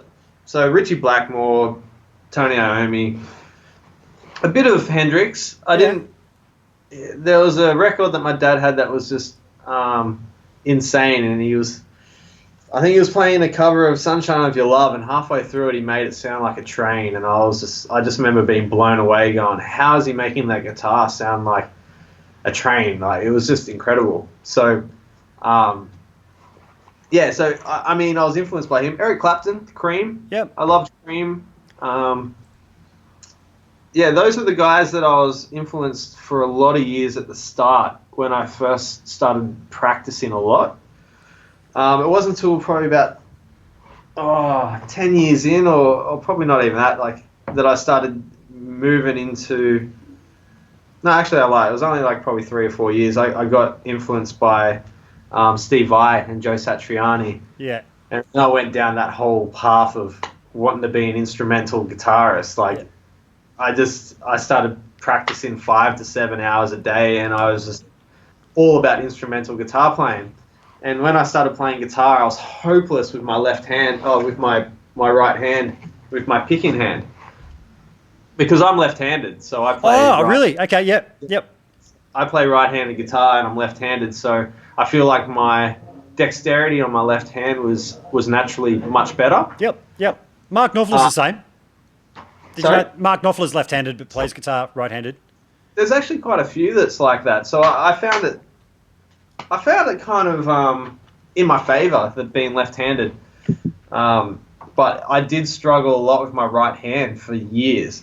And so I learned a lot of legato techniques due to Joe Satriani and stuff, because he plays a lot of legato, in that Surfing with the Alien and stuff.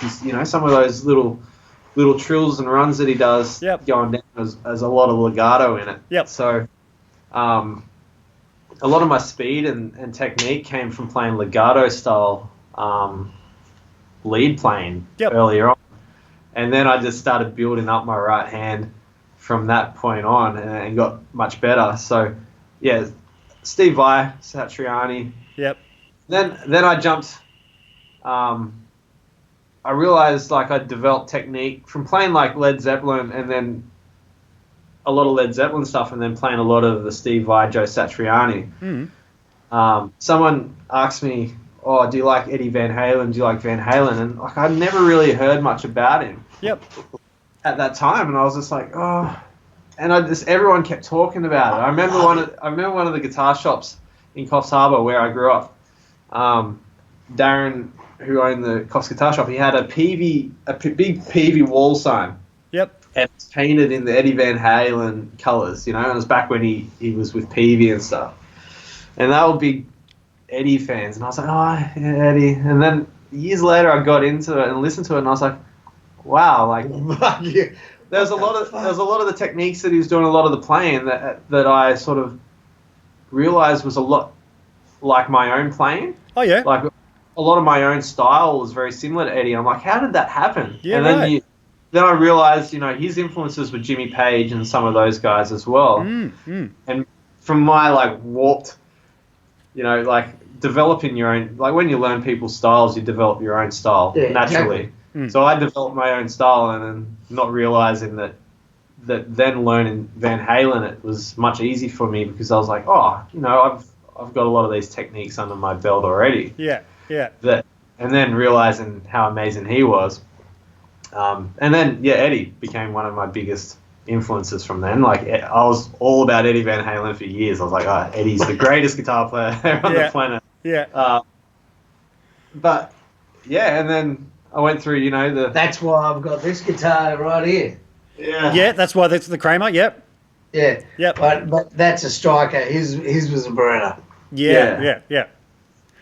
And then I went down like the prog rock thing, like John Petrucci and guitarists like that. Yep. Another guy that I really like, I don't know, have you heard of Matthias L. Eklund? I don't know how to pronounce it. Yeah. He's the Swedish guy, squiggly frets, 7/8 string. Yeah, I've seen him online. Oh man, demon guitar player, and he's real quirky. He does a lot of the cool stuff. I've never heard. He's kind of like the shredding version of Tom Morello. Like he does a lot of real artistic, crazy things. Makes his guitar sound like a telephone, and like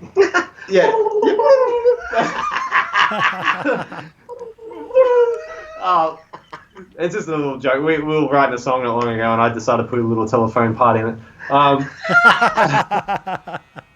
But yeah, like he's a great player. But yeah, that are a lot of my influences. But then obviously being in Nine Sons of Dan, playing pop music, I got into heaps of stuff like Paramore and a lot of that sort of stuff, which was less, shreddy, but more, about the songwriting and playing inversions and a lot of like octave style riffs. Oh yeah. Playing a lot of that sort of stuff. That's handy, man. On all levels, I reckon, or octave sort of stuff. Yep. I love that sound. Like my favourite band in the fucking world is Alter Bridge. Yeah. The octave playing that Mark Tremonti does is just fucking unbelievable, Yeah. And then I thought, fuck, those solos that he does and all that sort of shit, I was like, fuck, this guy's fucking the best ever. And then I met this guy. Yeah. And he can play that in a fucking second. Yeah. Like, oh, what the fuck? Now, Skinny, you do realise that Alter Bridge is Creed, right?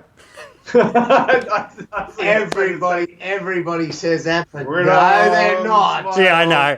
They fucking aren't. Yeah. I tell you. Yeah. They're not. They've come a long way since the Creed days, though. They have. And I haven't heard much of it. The reason I'm not changing the picture to me, I am going to quickly change to me, but it's going to be my shit camera. It's because my battery just ran out my camera. I will change it in a second when I cut to you guys so that people won't see me running off going, oh, where's my battery? The old battery trick, eh? The old battery trick, yeah. Yeah, it happened. It's happened a couple of times. I've ordered, to get a power supply for my freaking little camera so that doesn't happen anymore. Guitar tones. Who out there has crushing guitar tones? What bands do you listen to? What artists? And you just go, oh man, listen to that sound. I mean, Eddie Van Halen, of course. Yeah, wrote the book. Eddie Van Halen. Dan Cox.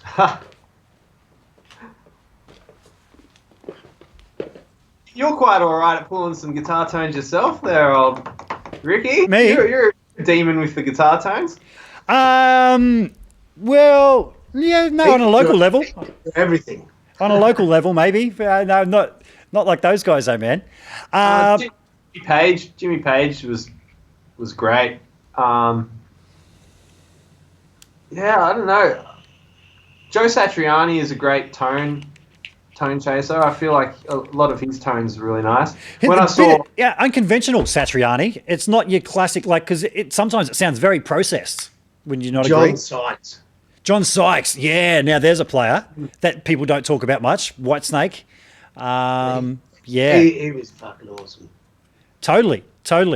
A friend of mine just did an interview with him recently because he doesn't really do interviews. When was the last time you saw a John Sykes interview? No.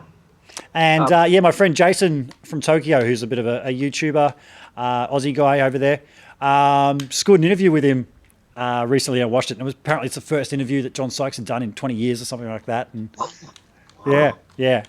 But yeah, no, he got quite that quintessential Les Paul tone. Really, you just hear those solos, you go, yep, that's a Les Paul. Oh, you know who's got the best fucking guitar sound that I pretty much have ever heard, I reckon. Who's that? Rob Riley. Rob Riley. Who's that? Fucking used to play for Rose Tattoo. Oh, yeah, okay, yeah. His sound, he used to play 2 white Marshall Jubilees. Yeah. And fucking, you've never heard that. And he makes it look easy too. Yeah. When he plays. You've never seen Rob Riley play? No. The only time I've seen Rose Tattoo was opening. Like, there you go. Yeah, I saw them open for Guns N' Roses recently. Slash is a good tone, man. Yeah, Slash is a good Yeah, very identifiable, huh? Like you can just hear his tone a mile away. He's got a distinct mid-range about him. Yeah, when you said those Marshalls, I was like, yeah, Slash, definitely. Yeah. He used to use those Jubilees, didn't he? Yeah, fucking the white ones. Yeah, that's what Slash used to use back then. Yeah, he Yeah, used Jubilees. That's what Signature is based off, the Jubilee. Absolutely. Yeah. I think he used one of those as well. I think Paul Gilbert's another one that's got a great tone. Yeah. Paul Gilbert's not somebody whose tone I'd go chasing, but great player. Oh, he's a great player. Yeah. I mean, it depends when you see him. Like I saw him. Yeah, I know what you mean. Recorded sounds, he's great. Yeah. Live, I've heard him sound like he's playing through a practice amp a lot of the time. But tone. Brett Garcett's good. Is it Brett Garcett? Did you say? Yeah. Yeah, dude. When I was just learning to play guitar, John Farnham was doing the huge big Whispering Jack tour.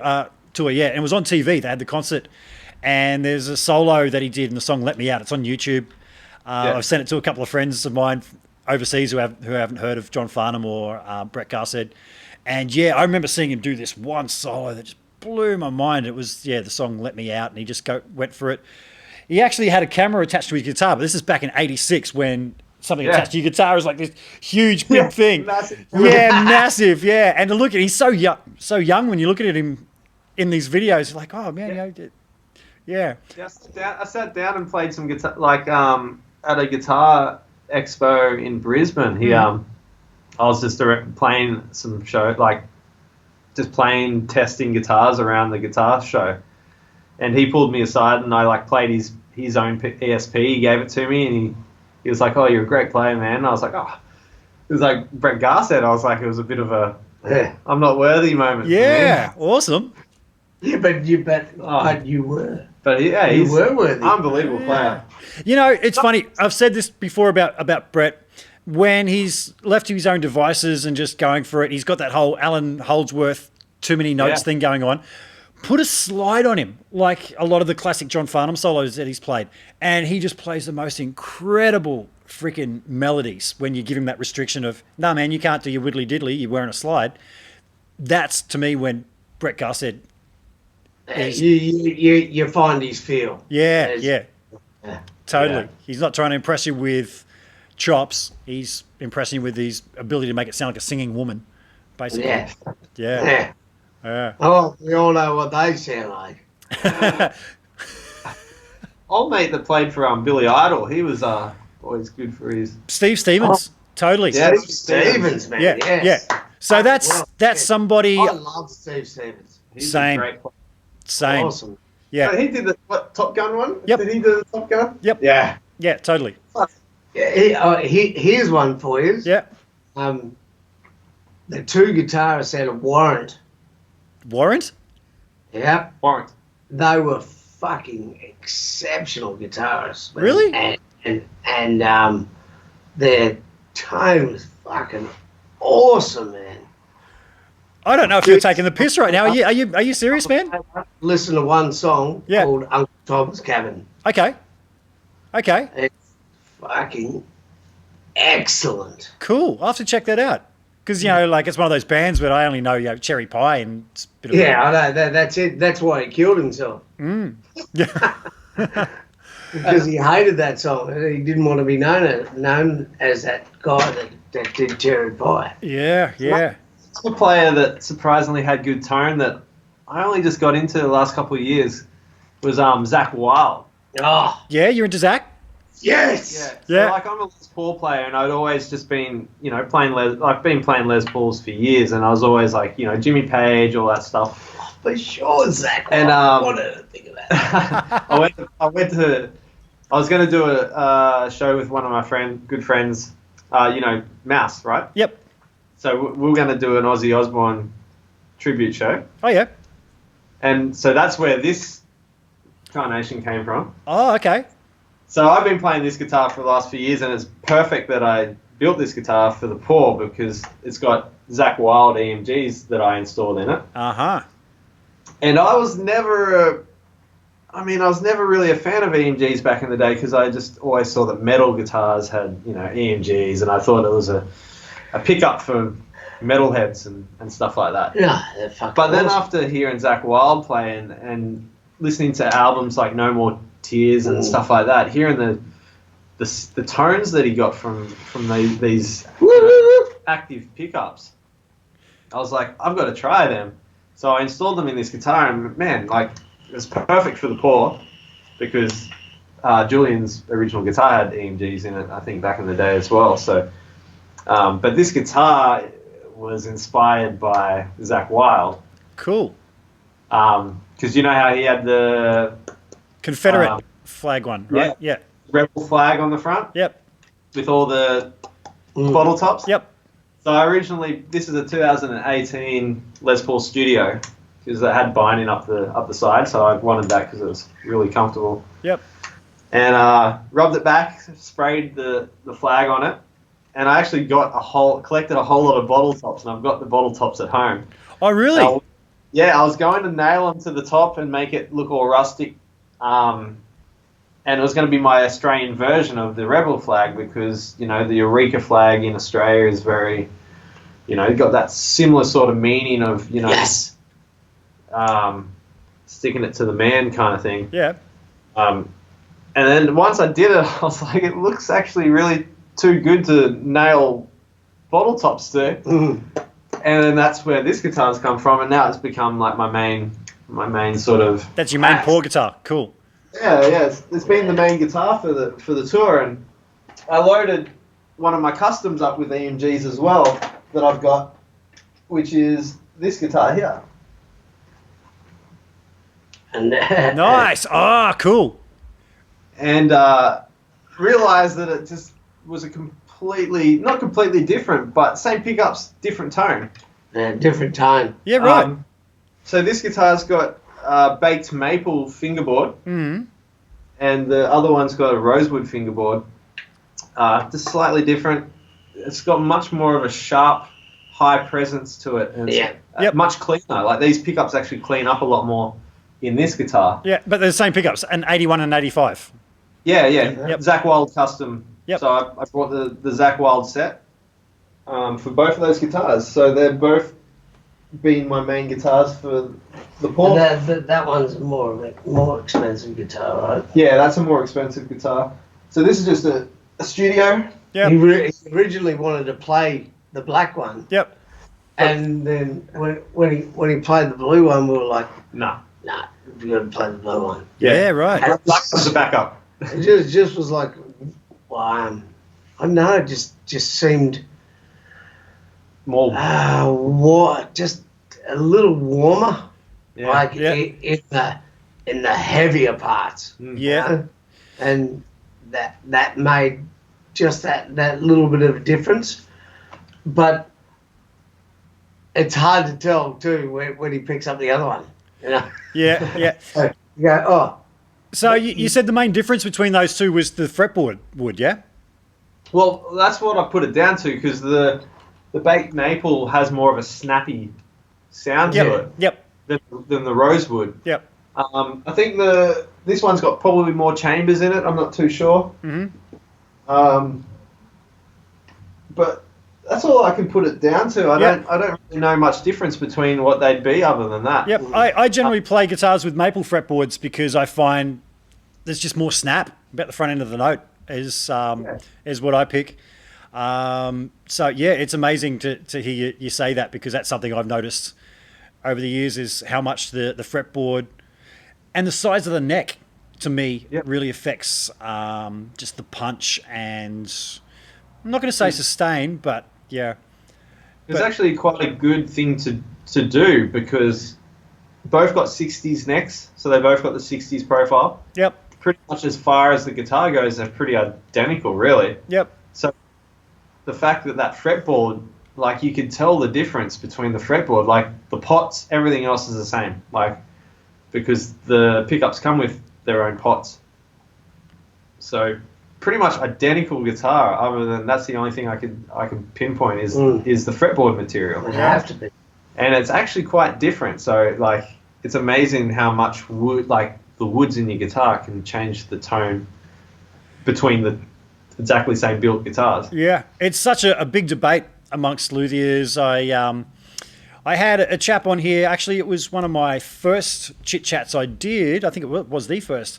I had the chap that invented Fishman Fluence pickups and Seymour Duncan P-Rails pickups. I don't know if you've ever seen those, which could be flicked between humbucker, single coil, and a P90 sound. Frank Falbo is the guy.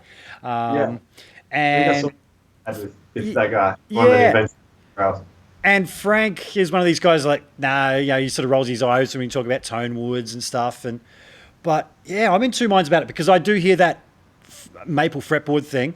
But then when I went to Melbourne Guitar Show, I played an aluminium guitar that was basically just a frame of a guitar. It was like almost a honeycomb version with very little honeycomb about it, just this aluminium thing. And the sustain this thing had and the tone, it was like, wow, okay. Always thought it was about the woods, not the aluminium, but yeah. But really nice to run some good tests and just do some A-Bing. I've seen some people do it, and sometimes it's really striking, the differences. Sometimes there's none. You know, it's a really strange thing. Yeah. I mean, a good person you should get on your show soon is Aaron. You know what? I just scribbled down here, Fennec Guitars, because I noticed your shirt, and I was going to ask you, and I'm going to hit up Aaron to come on and have a bit of a chat as well. Have you got a chance to use your Fennec guitar with... Wait, what's that? Someone's phone's ringing right next to a computer. It's mine. Actually, I'll... Give me 1 second there. Yeah, you got it there, have you? He's off to get his acoustic. No, he's got an electric. He's got a Fennec electric. Shit. So this is... I've never seen this guitar.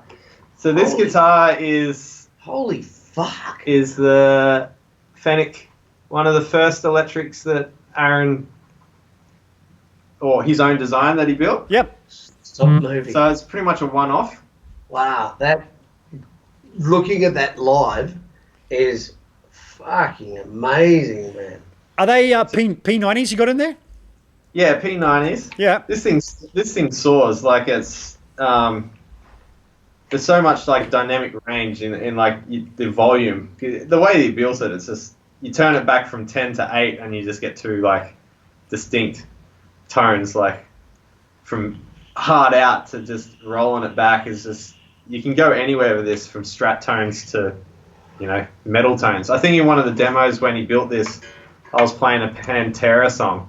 Yeah, right. Yeah. Yeah, it's very, very loud, straight. Oh, you can hear it just straight through the fucking timber. But yeah, no, Aaron's amazing. What he's doing on the coast, like just guitar building wise, is incredible. Yeah. I was about to ask you whether you'd had a chance to play any of his acoustics live, whether you guys had done any acoustic shows, but then I had that light bulb moment of, oh, hang on, you got one of his first electrics that he built. Yeah. So I had the pleasure of going and building the acoustic guitar.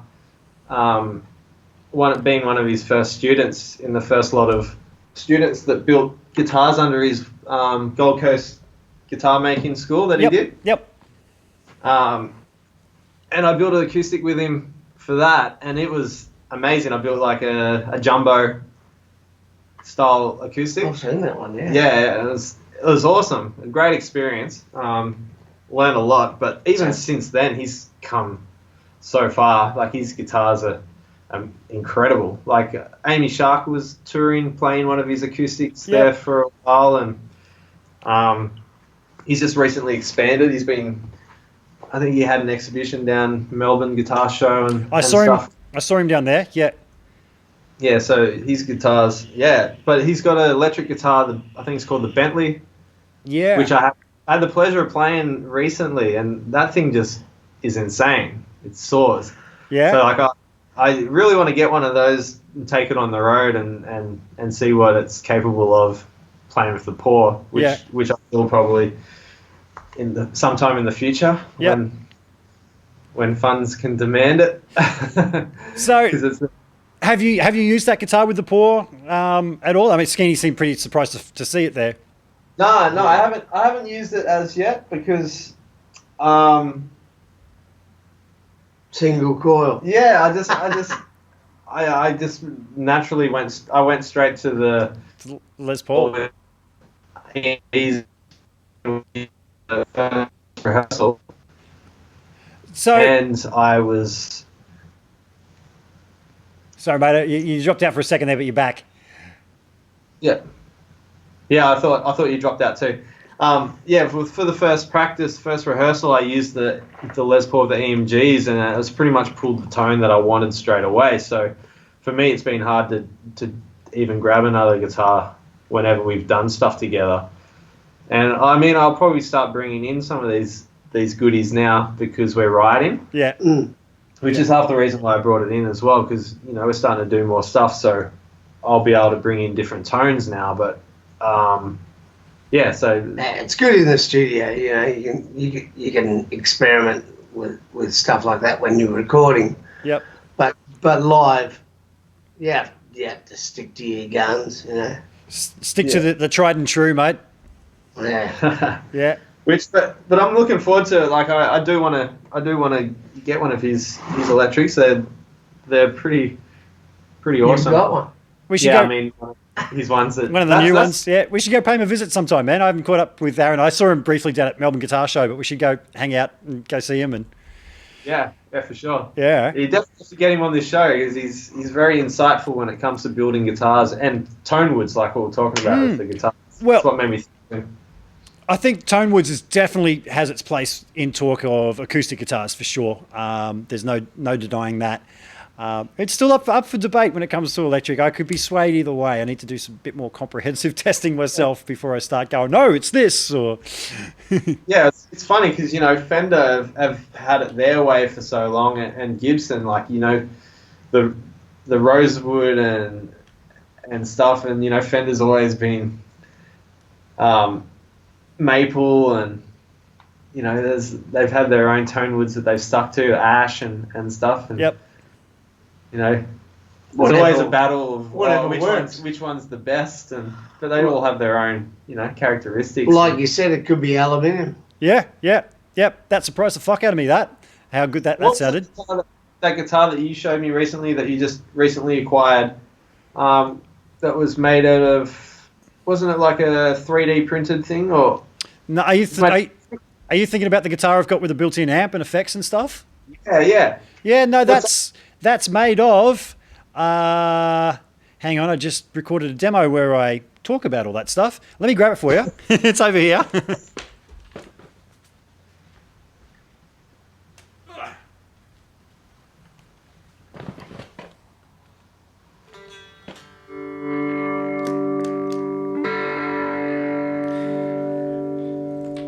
And the batteries are going flat. It usually has a lot more gain than that.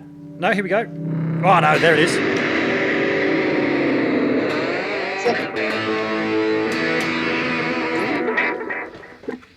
You guys seen that? It's got everything in it. Dude, it has a preamp section. It has, so I can clean, all that kind of stuff. Treble, middle, bass. It has delay. If I turn the delay up.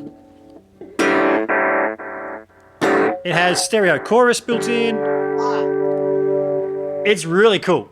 And why not? Yeah. And why not? And why couldn't you? Busker's dream. Yeah. Underneath, it has an input for your smartphone so that you can play.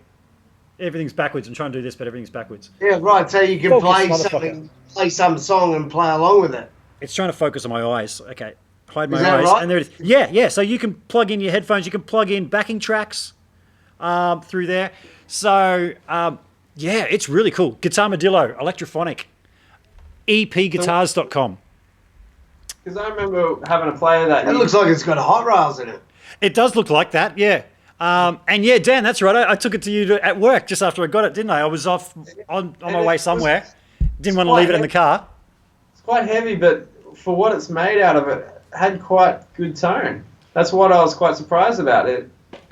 You wouldn't expect it to sound the way it does. And it plays really good. Remember, I gave it to your shop and I was just like, it's really easy to wail on it. And yeah, no, it's kick-ass. It's kick-ass. That actually, one of my mates, Adrian McCormack, he did a 3D printed guitar out at Griffith University. Oh, wow.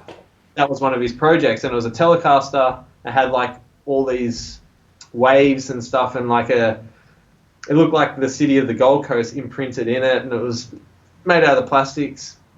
And I did a demo with him at his university, and that thing sounded incredible. And I was like, this thing's made out of this 3D printed guitar. Yep.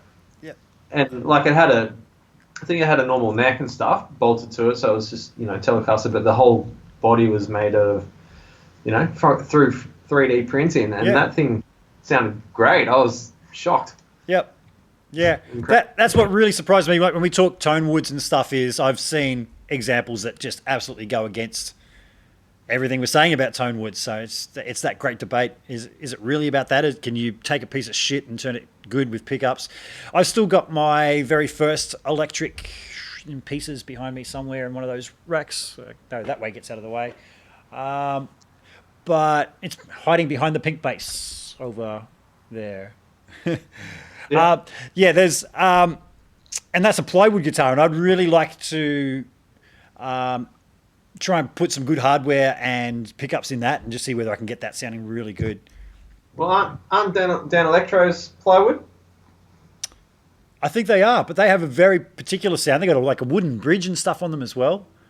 Yeah. I've got. Well, I did have one of the double neck ones. I recently just sold it, but I had a Jimmy Page, one of the Jimmy Page model ones with the badass bridge on it as well. Yep.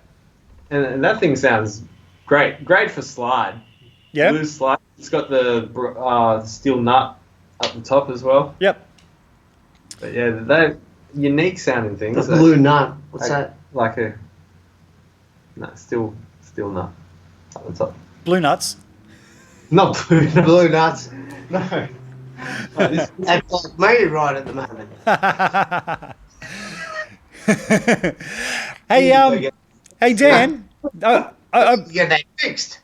You need to get what's that? I need to get that fixed. Yes. Dan, I've been asking guys about how they approach a fretboard, because everyone seems to be really different how they approach the fretboard. And I've probably asked you this over, when we've been out and we bumped into each other. When I sort of put my hand up and said, I don't know shit about what I'm doing. How do you do it? Do you have a particular method? Do you have a particular method that you use for navigating the fretboard? Like do you use the cage system? Do you play around chord shapes? Do you use a 3-note per string? What's your take, man?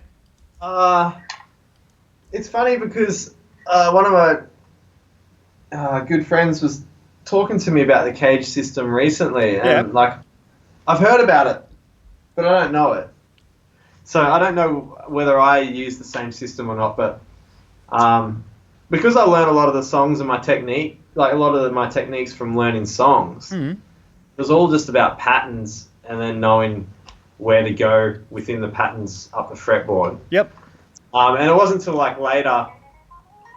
until later in that I realized it's only 4 fingers. So I just approached it as you got first, third, and fourth. Yep. You got first, second, and third, or first, second, and fourth. So it's wherever you go on the fretboard, you're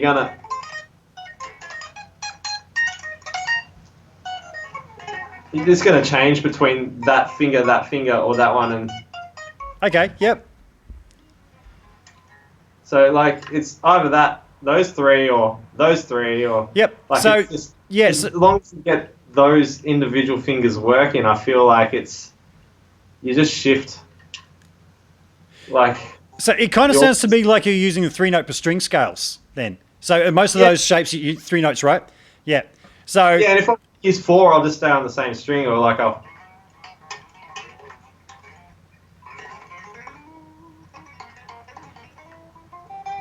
I'll just it is very much 3 notes that I find myself doing. Yep.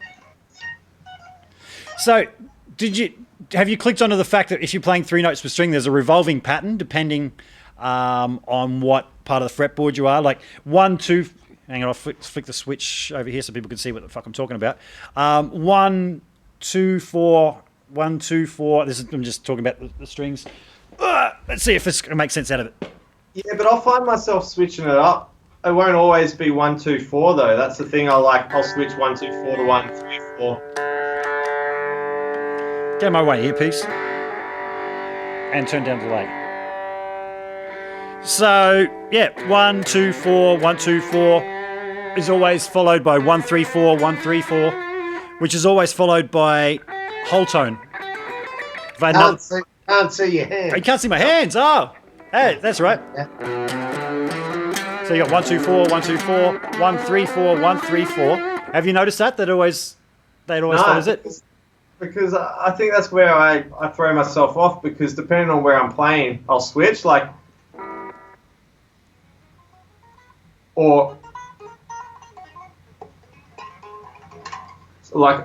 I'll keep that one. Yep. Or depending where I am. Yep. I'll switch it up. So I won't always use the third finger. If I'm in a situation where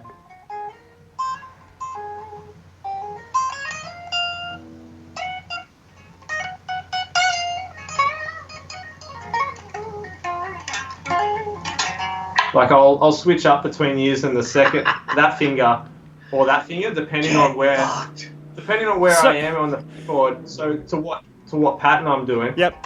Sorry, folks at home. I just realised I had the camera on me, looking at you, going the whole time you were talking. Then rather on you. Sorry about that, folks. Turn the amp on. Yeah. Guy Simon's saying, plug it in and let it rip down.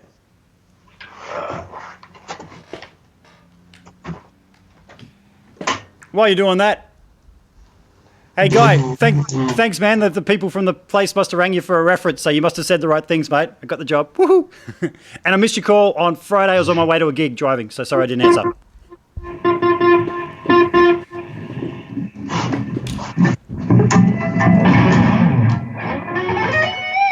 Can you hear that? Yep. So I can turn it up.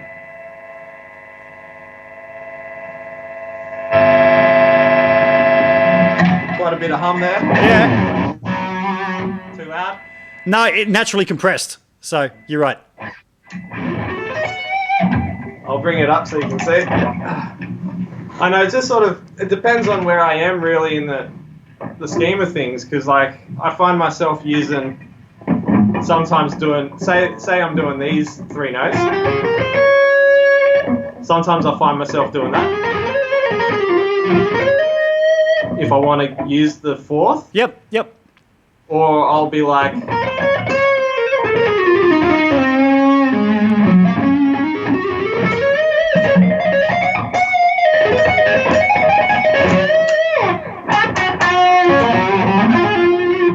I'll just shift between. Have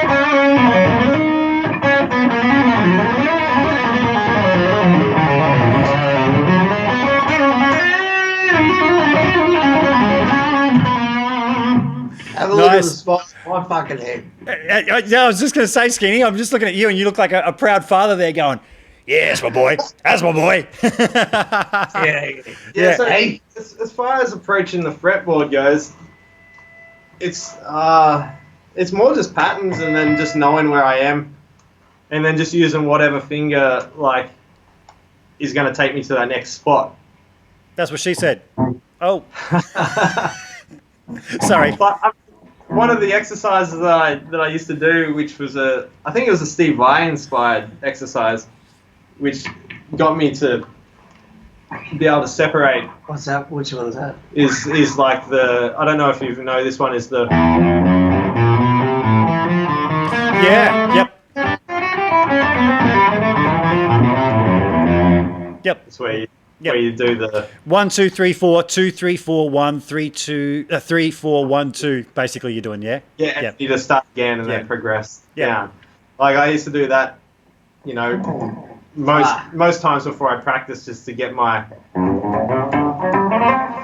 the separation going. So then I'm okay. Now do it fucking loud and proud. God. Oh, I can't. So you're going to throw me off now.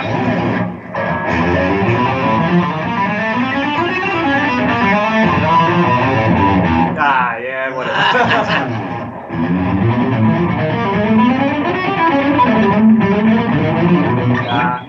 It's always the coming down that's always the problem, isn't it? Yeah, I suck at descending as opposed to ascending, yeah.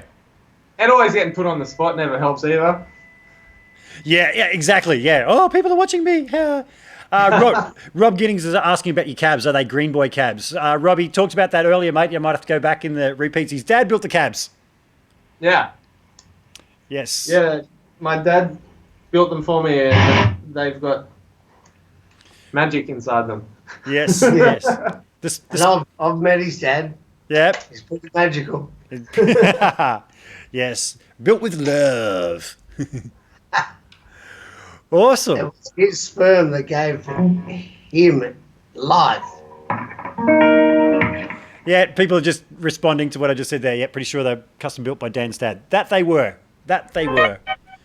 So what guitars have you got your sights set on, Dan? What don't you have that you'd love to have? I've always known you as a bit of a Gibson type of guy. I'm more the Strat style player myself, but you're a Gibson-ish player. Mostly Les Pauls I've usually seen you playing. SG. Yeah. What's next? Oh. What's next? Is there anything else? Then a Les Paul? I mean, I just sold most of my Fenders. Yeah, what was up with that, man? You had a big clear out of amps and guitars and stuff. I guess that happens. I did the same. Yeah, I had a Wolfgang. I sold it. I've got like 3 Wolfgangs, but now 2 Wolfgangs. Yeah, I just things I needed money for. He had 30 fucking guitars. I got like 12 Gibsons or something at home, like the Flying V, Explorer, got Les Pauls, SGs. Yep. Got some Wolfgangs. You know what happened? What's he that? joined the pool. He sell some shit. Yeah, got poor. I think I made that joke to him. It's like, oh, it's only a year because you're joining the poor. I don't know. I think I just got my mindset on just more Les Pauls. I'm going to buy a couple more and do this sort of thing to it. Yeah. Just do some custom jobs on them. Yep. So I can, not just 2 guitars on tour. I can have a selection. Maybe you might get signed. Oh yeah.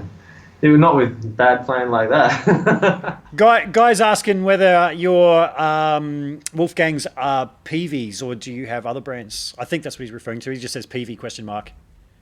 Yeah, I've got one of the Hardtail PV USA Wolfgangs. Hardtail, nice. Hardtail, really nice. Yep. Amber with a flame maple top. Not sure what year model it is. And then I've got one of the EVH, the Made in Japan ones, from one of the first years that he went out and did his own, the EVH ones. Yeah. I think it's a special, I think they're called. Yeah. They've changed it now. I think they're called something else. And then the other one was a Korean PV one. I wouldn't mind getting one of the EBM ones, the Ernie Ball and Music Man ones. Yeah. It would be nice because that era of Van Halen, there's a lot of great songs written. A lot of his live without a net. The Right Here, Right Now. yeah, Right Here, Right Now. Yeah. That was Yeah. killer, and that guitar was just full of just sweet tone. Yeah. So when I was learning to play was around the Live Without a Net era, and so much like Skenie, I want a Kramer because that's what he had, the 50-on-50 guitar there. But Steinbeck too, didn't he? yeah, but okay, talking about tone woods, Eddie Van Halen playing a freaking plastic guitar, a Steinberger. Yeah. It still sounds like Eddie Van Halen. You don't listen to that and go, "Oh, that sounds different." He had the mini guitars too there for a bit. Yeah. The tiny guitars. Do you know the song Little Guitars? Yeah. Because of the song he used on Little Guitars. Do you know that song? Yeah. That was on Diver Down. I think it was, it was Dive It Down. That was the one album I didn't have, because I remember reading that the band didn't like that album. They put it out. It was all full of covers because of contractual obligations and shit. And they just needed to get something out. So I never ended up buying it because this is back before you could stream music or anything. It's awesome. And then when I heard the song Little Guitars, I was just like, this is my favourite Van Halen song. Love it. Yeah. Oh, that's so funny because today that came up on my. I was just listening to me phone at work. Yep. And Little Guitars came up. Really? I was like, and yeah, you saying that, I was like, what? What the fuck? Oh, Skenie, that's kind of like when I was saying to my girlfriend, oh, yeah, I want to get the pour on there. Yeah, I should call Skenie. And we're driving out of J-Car, and who fucking drives straight in? And we hadn't crossed paths for a year or two, and it's just like, and I just said to Lauren, turn around. The guy I was just talking about just drove in. It's classic. Yeah. How's the classic on it? Yeah, well, that's just the way of the world, mate. When things are meant to be, they're just meant to be. Yeah.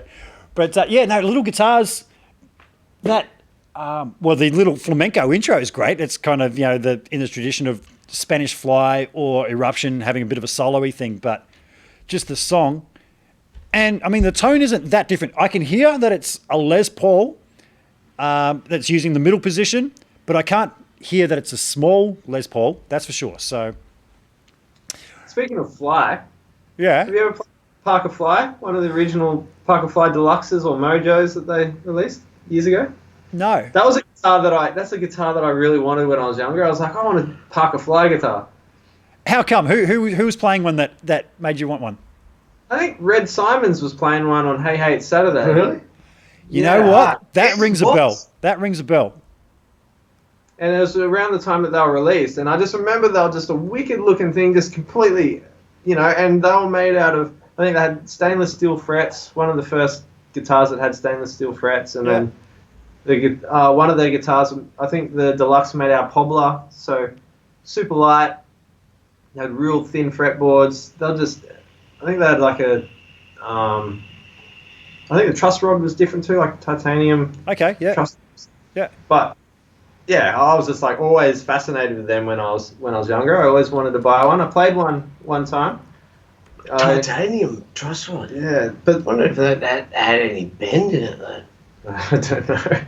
Well, it would have been strong as fuck. But yeah, Totally. I don't think they don't make those models anymore. I don't think they just make models that are. I think they might have sold the company off to another company, and they make cheaper models in Indonesia or something. But Okay. always wanted one of those original Parker Fly guitars. Yeah. That's something I might acquire down the track. Yeah. Yeah. Now, Skenie, you mentioned Hey Hey It's Saturday before, man. I got to say, one of the best intro I've ever seen for a band doing a performance on Hey Hey It's Saturday was you guys with Kamal introducing you guys. Fuck me, that was funny. Just in his... It was classic. Ladies and gentlemen, the poor. But there's a whole monologue before that with in his typical way, are people so unkind kind of thing. And ladies and gentlemen, the poor. And then you guys rip out there and just kick some butt. I love that. Yeah. I think someone shared that on social media not long ago, and I was just like, because I used to love Hey Hey It's Saturday. I used to watch that all the time. And then just my favourite band and one of my favourite old shows together, I was just like, oh, wow. It's so You played, what, Poison and then More Wine or something on there? we did Two songs. more one first, and then the next time we came on Saturday, we did Poison. Yeah. But when we did the more one thing with Kamal, that sort of came up. It just sort of happened, you know. Kamal was walking past, and I went, "Oh, what did we get Kamal to intro us?" And Daryl Summers was right there, and he goes, "That's a great idea. Let's do it. How can we do it?" And Kamal's like, "Oh no, we won't do that. We won't be doing that. Okay. This is a rock and roll band. I'm a look." And we're like, yes, that'd be great. And Summers was the one that really made it happen. Oh, really? Because he was so into it. He's like, this will be great. This will be funny, you know. And that's the type of guy he was. He was such a nice guy, man. Like so. Who's that? Daryl Summers or Kamal? In past tense, he's not dead yet. Is that Kamal or Daryl Summers you're talking about? Oh, both of them. But Daryl Summers, he's an awesome guy. He's just cool. It's a shame that show's not going anymore. Oh, That was such a great show for Australia. Like, It was. There's so much of my uncle, Daryl Summers. Yeah. So but my uncle's a lot funnier. Yeah, right. There's just nothing like that on TV anymore. I don't actually own a TV, but there used to be shit like that where there was Hey Hey It's Saturday, and even when it got to Rove, they'd have good live acts and stuff on there. Yeah. People actually playing live. Yeah. Fast Forward, fucking The Big Gig, fucking all that sort of shit. Yep. What is there now? I probably wouldn't know because I don't own a TV. I just watch YouTube and Netflix if ever I get the chance. Yeah. But yeah, it's not like it used to be. no, fuck no. Different world. Like just what you were saying before about sending out tapes to Brent Eccles and that tape. What the hell's a tape? Like Yeah. now I think it's more in the artist's hands to be able to promote themselves. Use social media to their advantage. It is. It's kind of a lot easier, but on the other hand, there's a lot more people doing it. True. Yeah. It can be, all these YouTube sensations that, it's kind of like you've got to be a YouTube sensation before the record companies and that, even take a look at you almost with today's music and stuff. Record companies nowadays are just distributors. Yeah. That's true. They're not even really hunting new talent or anything like that. No. Just put it out there. Well, I think the whole concept of artist development died years ago in that they'd sign you up and they'd go, okay, we'll give you a 5-record deal. By your 3rd album, you'll be kicking ass. We'll have the following. Now they just want instant hit. Thank you. See you later. And Instagram and YouTube's your artist development. Well, see, nowadays albums aren't really a thing. They are to the people that want them, but It's all about bands singles. bands can just go doom and put a song out, and then everybody wants to hear an album like later, you know. Yeah. But as long as there's a song getting thrown out, you know, Every just couple of getting months. thrown out, boom, boom, boom. Yep. It's the way it's going.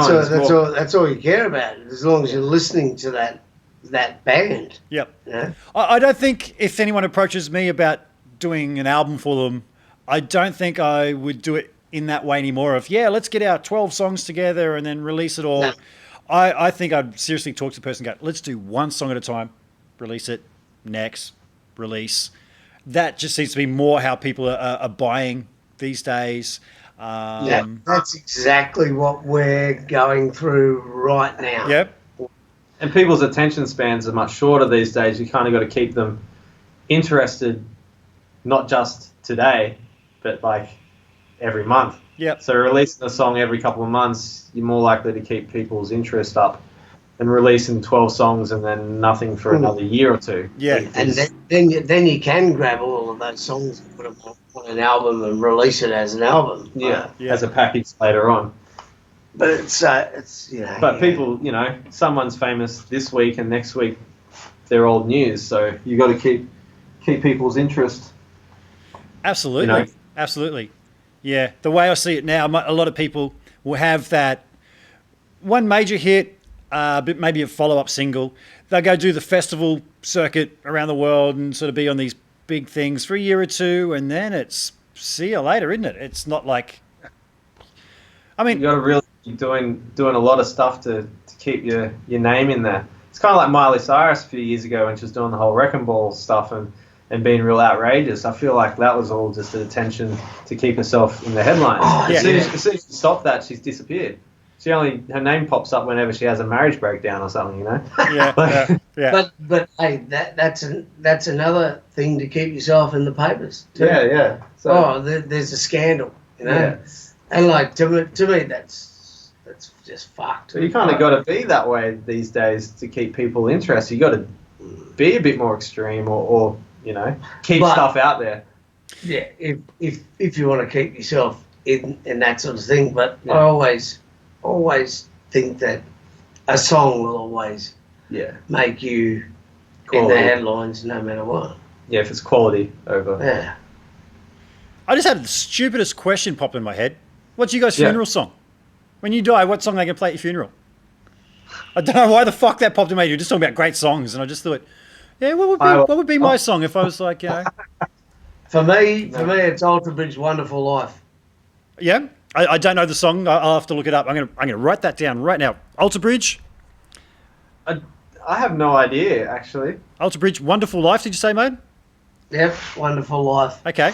You know the best funeral song I've ever heard. When I worked at Apple, I was a trainer there, and I used to get special needs people. They'd send to me. I just had an affinity with them. We had this guy, Bob, and Bob would have been in his 50s, and he had a car accident and he was paraplegic, lost half the use of one side of his body, etc. But, you know, he was still there. He'd wheel into the shop in his little motorised scooter and be checking out all the chicks and, real cat. When he passed away, I went to his funeral and everyone was all serious. And I was sitting there with his ex-brother-in-law who was his carer, and then they played the funeral song, Skyhooks. You just like me because I'm good in bed. Yeah. Classic. And everybody just turned to each other and looked at each other like, what? You just laugh because I'm good in bed. And I'm there high-fiving his ex-brother-in-law, the carer, just going, go, Bob. Fucking stick it up, mate. That was the best funeral song. That's so funny. Isn't it? Isn't it? Yeah.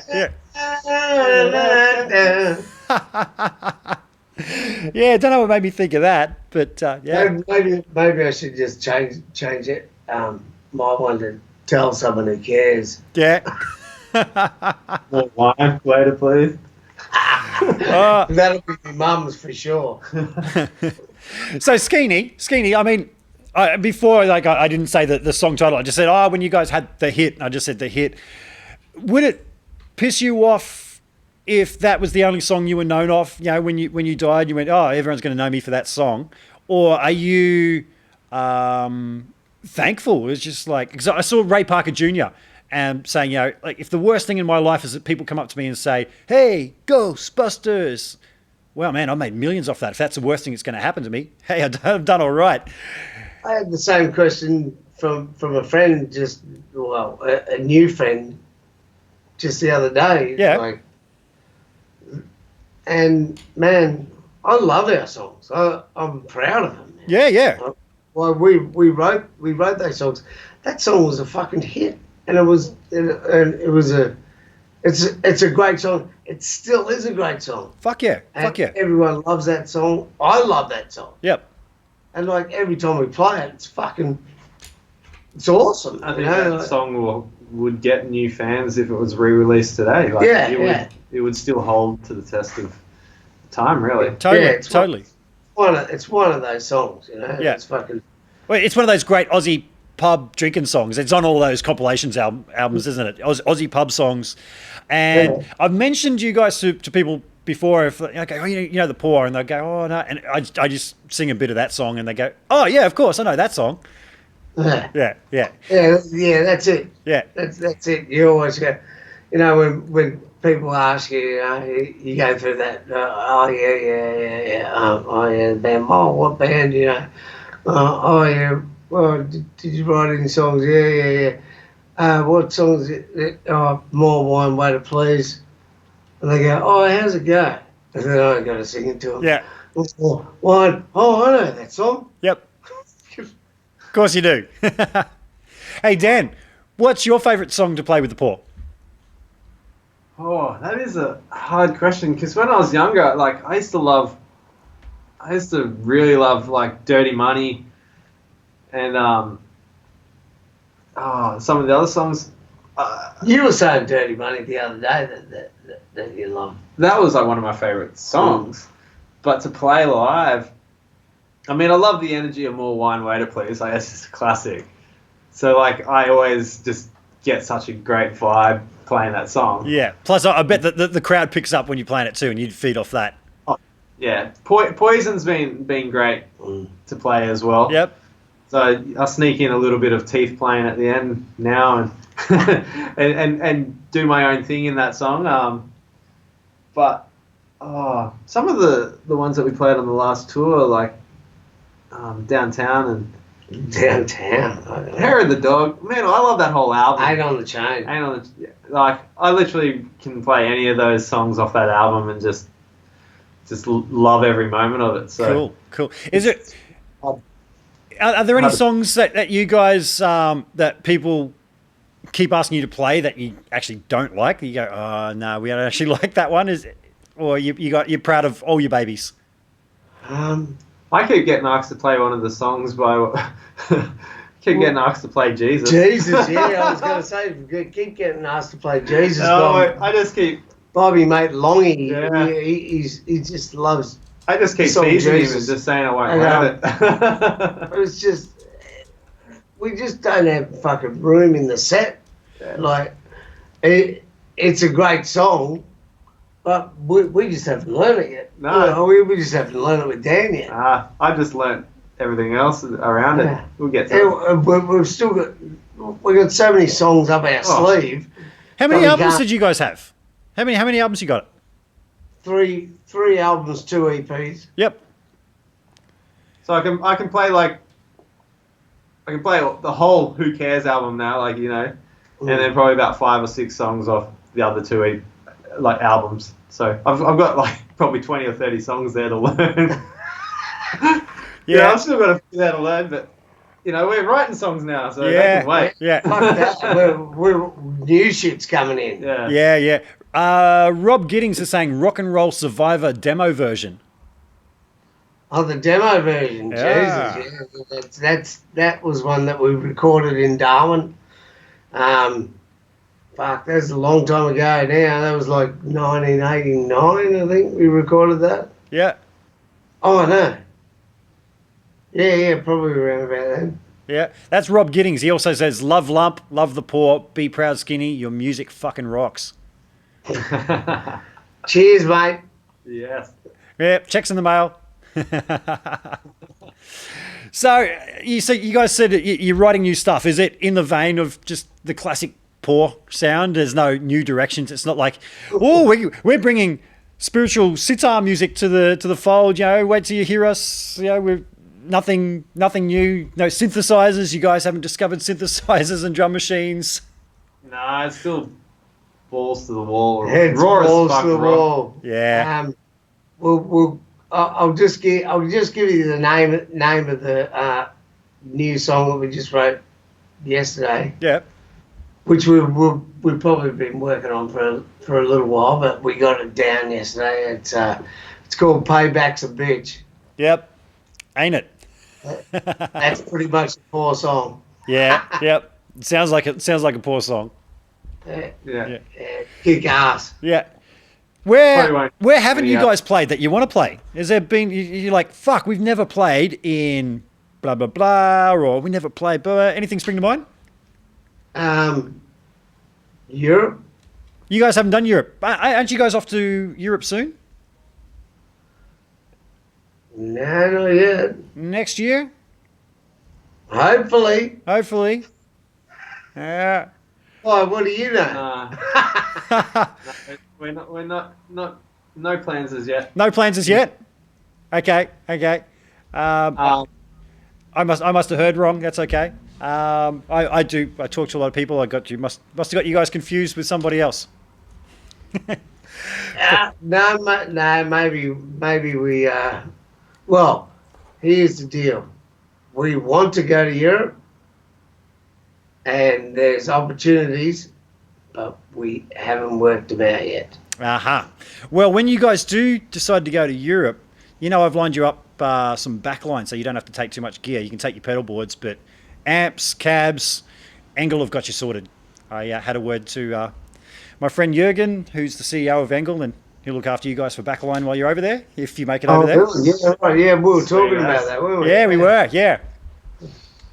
Awesome. Make things a little lighter for you. I offered the same thing for Dead Letter Circus, but they have a solid stage. Axe Effects guys. Yeah. That's it's pretty interesting that concept. So when you're talking to Luke, with the silent stage thing, that obviously they're drum kits, not silent. Yeah. So Fuck, they do how's that. how's that go? I don't get it. Because there's a lot of, obviously the stages they're playing, the way the PA's set up. Because you know when most, yeah, well, I'll go a bit. Do you know when you? Because I wanted to ask him this question. When you go to a lot of gigs and stuff, and you know if you're playing with amps cranked up real loud and shit, most of the people in the front row always just get the fucking the amp or blaring in their face. You know? Yep. Does that cancel out that whole thing, or are they hearing an acoustic drum kit coming back at them? All you'd hear on stage is the acoustic drums. First band I heard doing that was Garbage. Back in the day, and I thought to myself that'd be weird. Now I'm just going to use as an example somebody that I saw was Regurgitator a few years ago at the Cooley, and I was right down the front. There was hardly anyone there. Now you know that they're a three-piece, but they use a lot of program stuff, so they've got tracks running. And what I noticed being right down the front was, I could hear the tracks remotely coming out from the PA out to the side. But when I was listening to the stage, because their wedges are facing them, so you didn't get much of that. And it sounded like it didn't have that full sound. You know, like I was expecting to hear all the bells and whistles from the album that they have on tracks. But I could faintly hear it coming out the back. I'm sure that people behind me would have heard it in the throw of the speakers. But coming off the stage wasn't that. All you could hear was the raw band, which wasn't that big piece, because they're a very different band with obviously with all the synths and stuff. A lot of people go to the front of the stage to hear that. Exactly. So what I want to know, like when they're on the silent stage, do they even have foldbacks? No, because it's all it is. System. Yeah. So pretty much what you'll be hearing is acoustic drums at the front, and then whatever power they've got at the PA cranking the songs out. Hey, That'd be fucked. So so I'm just really interested. Does maybe a question to ask him next time you talk to him? Do they deaden the drums like in the studio when you're running triggers and stuff, like do they deaden them or when you're doing a film clip, do you know how they like deaden drums? Yeah. Is this Dead Letter Circus you're talking about? Yeah, is that, or do they just go full live drums and then just have, Full live drums? It's just intriguing. It's just intriguing to me to know what the... Yeah. So you guys don't do the in-ear monitors? Some of the boys, Skeeny's just been starting to get on them recently, and I think Gav, the drummer, he's been running for quite a while. Yeah, yeah. So Skeeny, since you've been using in-ears, do you still have wedges all around you? Yeah, yeah. Just because I can't deal with it. I can't unless you're like fully touring the whole time, and you've got a fallback guy there that's and he knows your shit, and it's when you're going from venue to venue to venue, and it's different guys, different systems and everything. You can't get the same consistency, I'd love to have that happening, and I probably will in the future, but at the moment it's like I'll have them in half the time, and then I'll have them out, because I still love that pumping live sound, Yeah. But the sound just gets too loud, and your ears start to compress, and you start wondering about your tone, like what tone. For me as a singer, I start wondering about what key I'm on. Yep. And then as soon as I put them in, just like earplugs, but as soon as I put the ears in, I can actually hear myself straight away. Yeah. And it's like, boom. Yep. Straight on. And you go, oh no, I'm all right. I'm right. It's just when your ears compress, when you don't have them, it just starts becoming confusing. You can't determine what tone everything is, because your ears are just going, just compressing the whole time. Yeah. They're a good thing in that way, I reckon. Yeah. Like, I've had a little bit of experience using them, only like doing the pub gigs. Yep. Obviously, when you play the Grand Hotel, you got to wear it is. No, I love how you're shaking your head there. Everyone who's played that venue knows our pain. The Grand, that's where I first saw you play. Skeeny jumped up and then sung an AC/DC song. Oh, really? The Grand when I was playing there one night. But yeah, like one show on our last tour, I decided to run in-ears for one of the shows. Literally got halfway through a song, ripped them out because the in-ear pack, I was using Sennheiser's wireless system, cutting in and out. I was having a problem with signal, and I was like, screw this. Yeah. Just threw it out. So relying 100% on that system without a backup plan, I feel like I'm a bit, I haven't gone 100% in on that yet, because I have had problems with, depending on what venue you're in, using wireless. Imagine even, it can be very hot and cold. Sometimes your wirelesses don't want to work it properly in one venue compared to another venue. Runs purely via wireless. They'd have to have something that was just like unfaultable. And what is? Yeah. Yeah, it's come a long way. It's a lot cheaper wireless now than it used to be, and in ears. But yep, your phone's on there again. I have tried not proper really good ones. I've had just budget ones that I've tried in the past, and not having a dedicated monitor guy for me totally sucked. I'm sure if I did it and I had a monitor guy, it'd be a different story. Plus, I think I'd want ambient mics to keep a feel for being there. Yeah, when I have tried it, I was using a Kemper at the time, and it was so direct in my ears that when I wasn't playing wrong notes, it sounded like I was playing wrong notes, and it spooked me you're too scared. It was like, oh, I can hear everything, and it wasn't for me. That idea that Palmer brought up in your chat together was a great idea. Mm. The volume pedal. Yeah.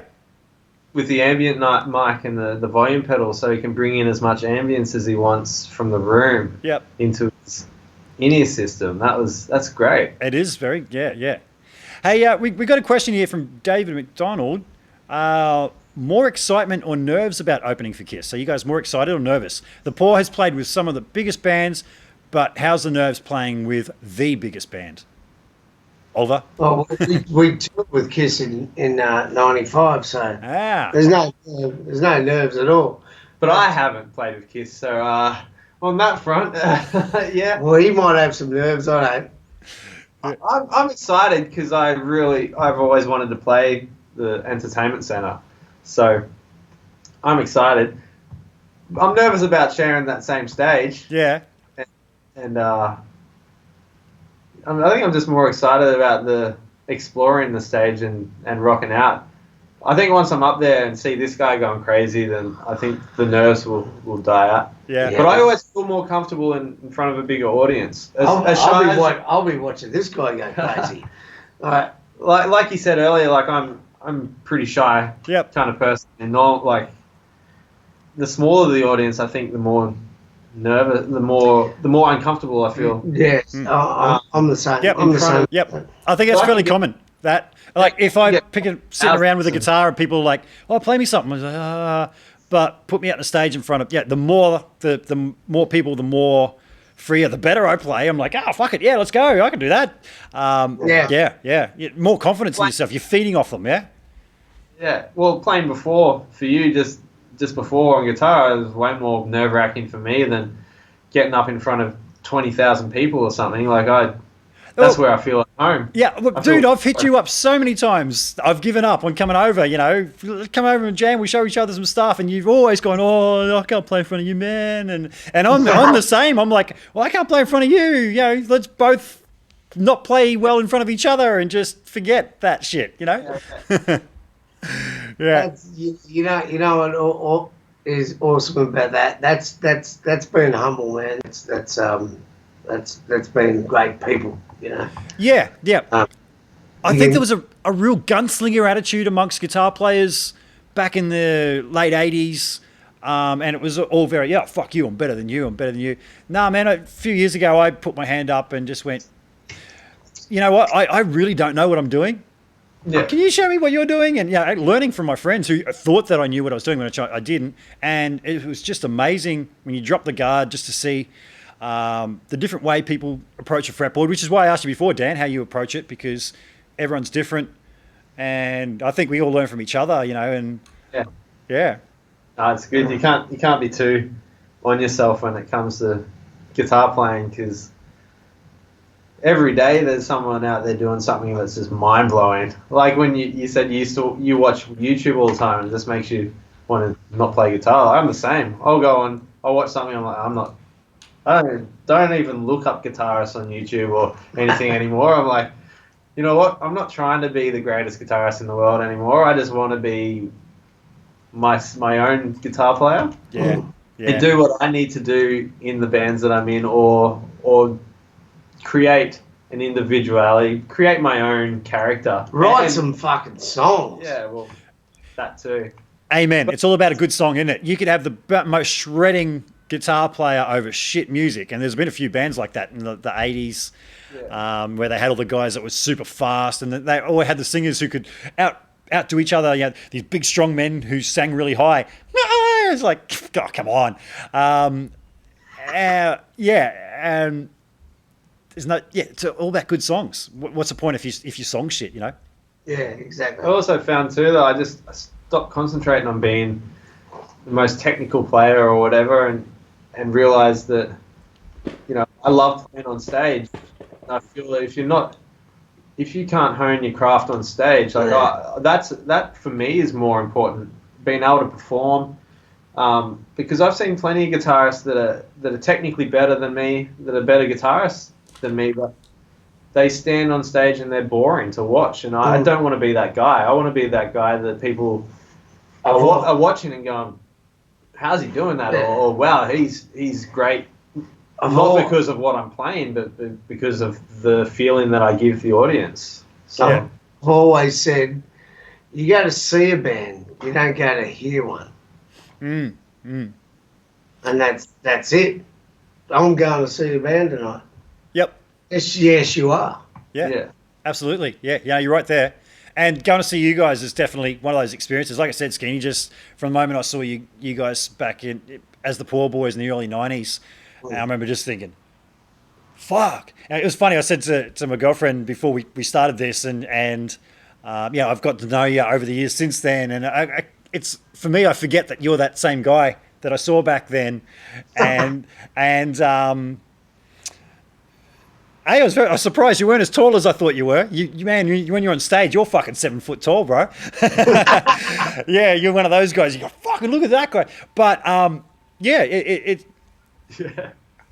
No, you guys are just you're one of those bands. It's just great to watch. It's just got that energy, and fucking love it. Thanks. Love it. Yeah, never let it down. Hey Dan, you said you were really nervous about doing this, and how you wouldn't be able to talk, and you thought, oh man, I'll talk for 3 minutes and I'll have nothing to say. How long do you reckon we've been talking? Fucking 3 hours or something. Yeah, I told you. Average goes for 3 hours, and I start seeing it and going. It's because I got this guy here. Yeah, but no, man. Whenever we've been out, and we bump into each other at parties and shit, this is what we do. This is why I started doing this as a show, is because this is just how we chat with our friends that are into guitars and shit. And that's great. I'm comfortable at a party, drunk, talking to some people one-on-one. I can talk shit for ages. The embarrassing thing is, whenever I've seen you out, is I told you before, when I worked at Apple, I fucking talked all day, and it's destroyed my voice. And like, if I'm trying to talk over loud music, you've heard this, Dan, you know what I'm talking about. I sound like a fucking teenage boy when my voice cracks. Everyone goes, yeah, and it's damn embarrassing. So whenever I'm out with you and we're chatting, I'm just like going, just come over and hang out, man, so I don't have to talk over this and sound stupid. Yeah, I think I definitely have to. We've broken the seal here. Yeah, totally. Yeah. So, hey, Skenie, have you got anything that you've picked up as a singer over the years? Like, if somebody was like, I fucking love the way that guy sings, so I wish I knew how I could do that. Have you got any advice for people? What's the thing you've picked up you could pass on to another singer? You go, you know what the key is, mate? Anything that you're aware of? What I used to do, or what would you pass on? Just that invaluable. So I tried to. It's really hard to explain, but what's that? Everybody can sing, and there's a lot of people that say that they can't sing, and they're tone deaf and all this shit. That's bullshit. That's bullshit. I say if you want to learn how to sing and you can't, you start with your speaking voice. Yep. And you work your way through it, and that's my first lesson. I've taught quite a few people how to sing before, but you start with your talking voice, and you got to work your way through it. And when you work, how do I explain it? So speech level singing. Yeah, you start here, and then you bring your voice to a point where you start squeezing your vocal cords, and it just becomes natural. But a lot of people go, and they try and jump straight ahead. But you gotta start here, where your voice is in the middle of your vocal cords, and then just start. Try not to push it until you get to the utmost point where you're not talking anymore, and you're starting to get a little bit of a bit of a noise about your voice, and then you can start squeezing it right there. And when you start squeezing it there, that's when you start getting into a yell. Fuck yeah! When you start getting into a yell, you can start getting into a scream. Hell yeah! There you go, folks. You want to hear the man without a microphone doing that kind of shit. I know some guys that won't do that because they reckon it's all about mic technique, and it's all. But there you go. That's a ballsy rock and roller right there. So did you reckon more wine helped you in that? So I'm just going to have a look at some of the questions there, guys.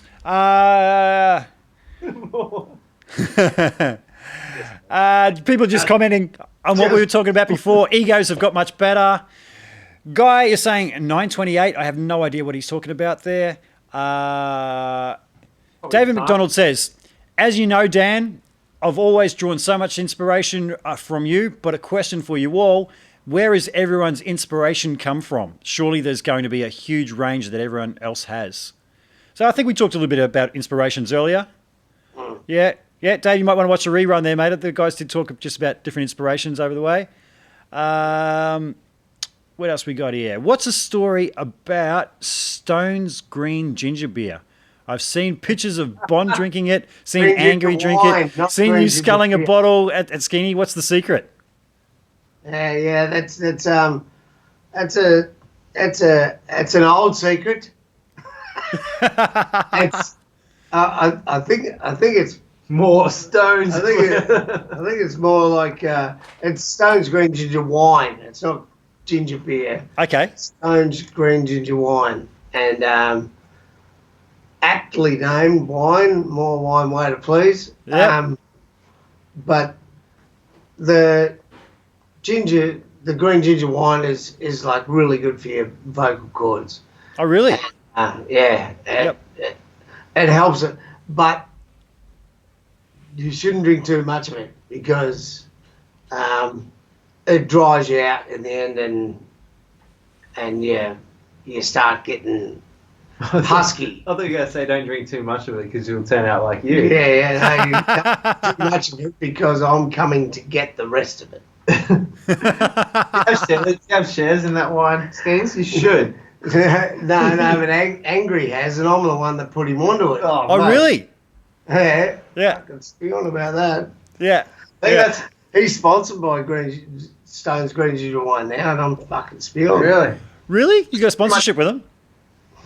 Yeah, he's got sponsorship, and I was the one that put him onto it Yeah, right.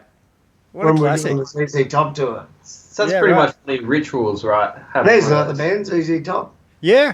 Like I said, man, you guys just scored all the great supports. You forgot to mention ZZ Top. Yeah. Yeah, man, I remember when I was a kid, ZZ Top played down the road from me. Down the road, it was probably about 10 kilometres away, and I could hear it clear as a bell from my place. So that must have been one hell of a loud concert. It was them and the Angels, and that was back in the That's yeah. awesome. I remember a concert like that when I was growing up. Silverchair in Coffs Harbour Showgrounds. They were the same. I could hear them miles away. Really? Around the time of their Freak Show album tour, when they were heavy as fuck. They were awesome, man. Yeah, man, that was killer. I remember those kids. He used to scream like a dinosaur back then. He used to do the scream, and I was just like, wow. I went to their EP launch because I was with Sony as well. Yeah. And it was at the Phoenician Club in Sydney, and I walked upstairs because we were all guests, you know, Sony and that, and walked upstairs, and I'm like, "Where's the beer?" You know, looking around for the fridge, and there's these parents and there's these little kids in the corner, and I'm like, I looked around and I was like, "That's them." Wow. And the parents are like, "Who are you?" I went, "I'm Skenie from the Poor. How you going?" And these guys got up. They went, "You're Skenie from the Poor?" And they can't. They just surrounded me like, you know, like fucking little dogs sort of thing. and they were like, "Oh, how did you do that with that? Where did you film that film clip for Man of War?" And like that, they were just like full on into it. And I was just like, awesome. These kids are unreal. Cool. They were like 14, 15, and they were just into it, you know. They didn't care about anything but the music, you know. Yeah, yeah. Hey, I got one for you, Skenie. It says AC/DC and the Poor, Darwin Showgrounds. They had to close the international airport for that concert. True story. Yep. They shut down the airport because of you guys. Yeah. Or you and AC/DC. Yeah, that was awesome, man. That was a great gig. Wow. Wow. If you had to relive any of those tours again, man, which is the one? If you had to choose out of all those bands that you played with over the years, what one tour would you relive? Ooh, fuck. There's either the Barbed Wire Ball with Angels, Screaming Jets, The Poor, and Who's Guilty. That tour was off the chart. Or it would have been the Akadaka one in '96, the Ball Breaker tour. Wow.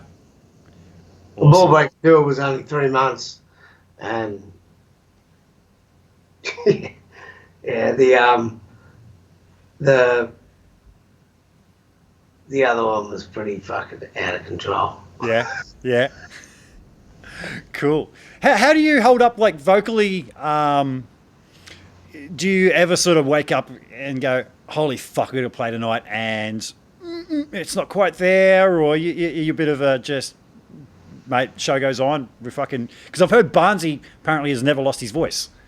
Yeah, no, I'm the same. I've never lost my voice, but you know, you do get those days when you go, oh fuck, am I going to make it? And then when it comes to the show, you go, oh fuck. But the whole day you're going and looking after your voice, you know? Yeah. Because you're worried about it. Because you don't want to do a bad show. You want to make it right. So you just, you know, it's, a lot of it with singers is sleep. You need sleep to heal, you know. And if you're partying all night.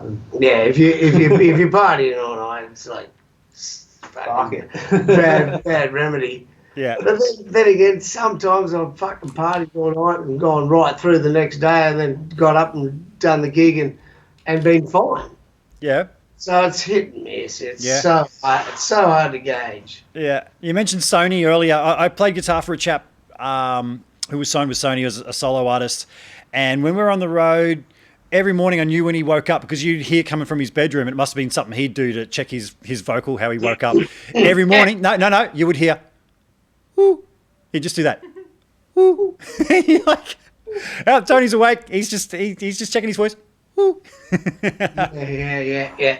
There's certain things that you do, and that my main one just before I go on stage is like, yeah!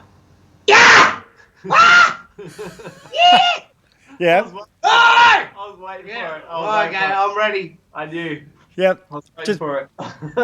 Blow out a few cobwebs. There it goes. Yep. Good. Yeah. Because I hear that the worst possible thing for a singer to do is to go, because that's actually smashing your vocal cords together, that whole thing. Have you heard that? No. I've heard vocal teachers say that yeah, when coughing's probably the worst thing that you can have as a singer. Yeah. Especially when you're coughing up in the top. Well, I look at my vocal cords as as an actual box. Yep. I can sing through all the whole different parts of it. You know, through the middle, through each. If this isn't working over here, I'll shift it to this side and sing through that part, or sing through the middle, or as you get down the bottom, that's all your fucking bottom part here. But if you go up the top and over to this side over here, I can sing through there, or go over that side, or sing through right through the middle. You know, it's Yeah. You can change it around. Well, I can. Yep. I can change it around and. Does the tone change if you stand on your head?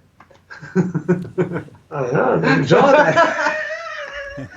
Does the top become the bottom? No, it wouldn't. So, if we've got anybody still there in the chat room, and any questions for the guys before we wrap things up here? I was about to type that, but I'm just going to say it. Yeah. So, if anyone's out there and you got anything you want to hear the guys talk about before we wrap things up, speak now or forever hold your peace. Nobody. Going once. Going twice.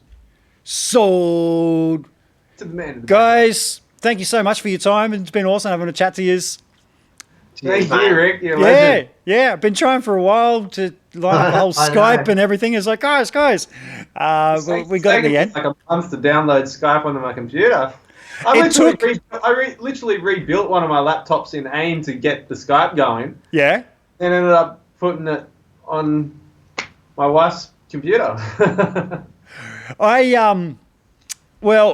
I've been asking you guys for a while, and one of my guests a couple of weeks ago, Mika, said to me, "Don't ask me what time, just tell me what time, and I'll be there." And I took that approach with Dan this time. I sent him a message last week. Just said, "You, me, Tuesday, 7:30, talking guitars and shit. See you there." No. Does that work for you? And he was like, That was "Okay, cool. we'll make it work." Happen. Make it work. Yeah, so, made it happen. Yeah. So, folks, thanks again for listening in. If you dropped in later on, there'll be a rerun up there, so you got here in case you guys missed any of it. Dan, Skenie, thank you guys.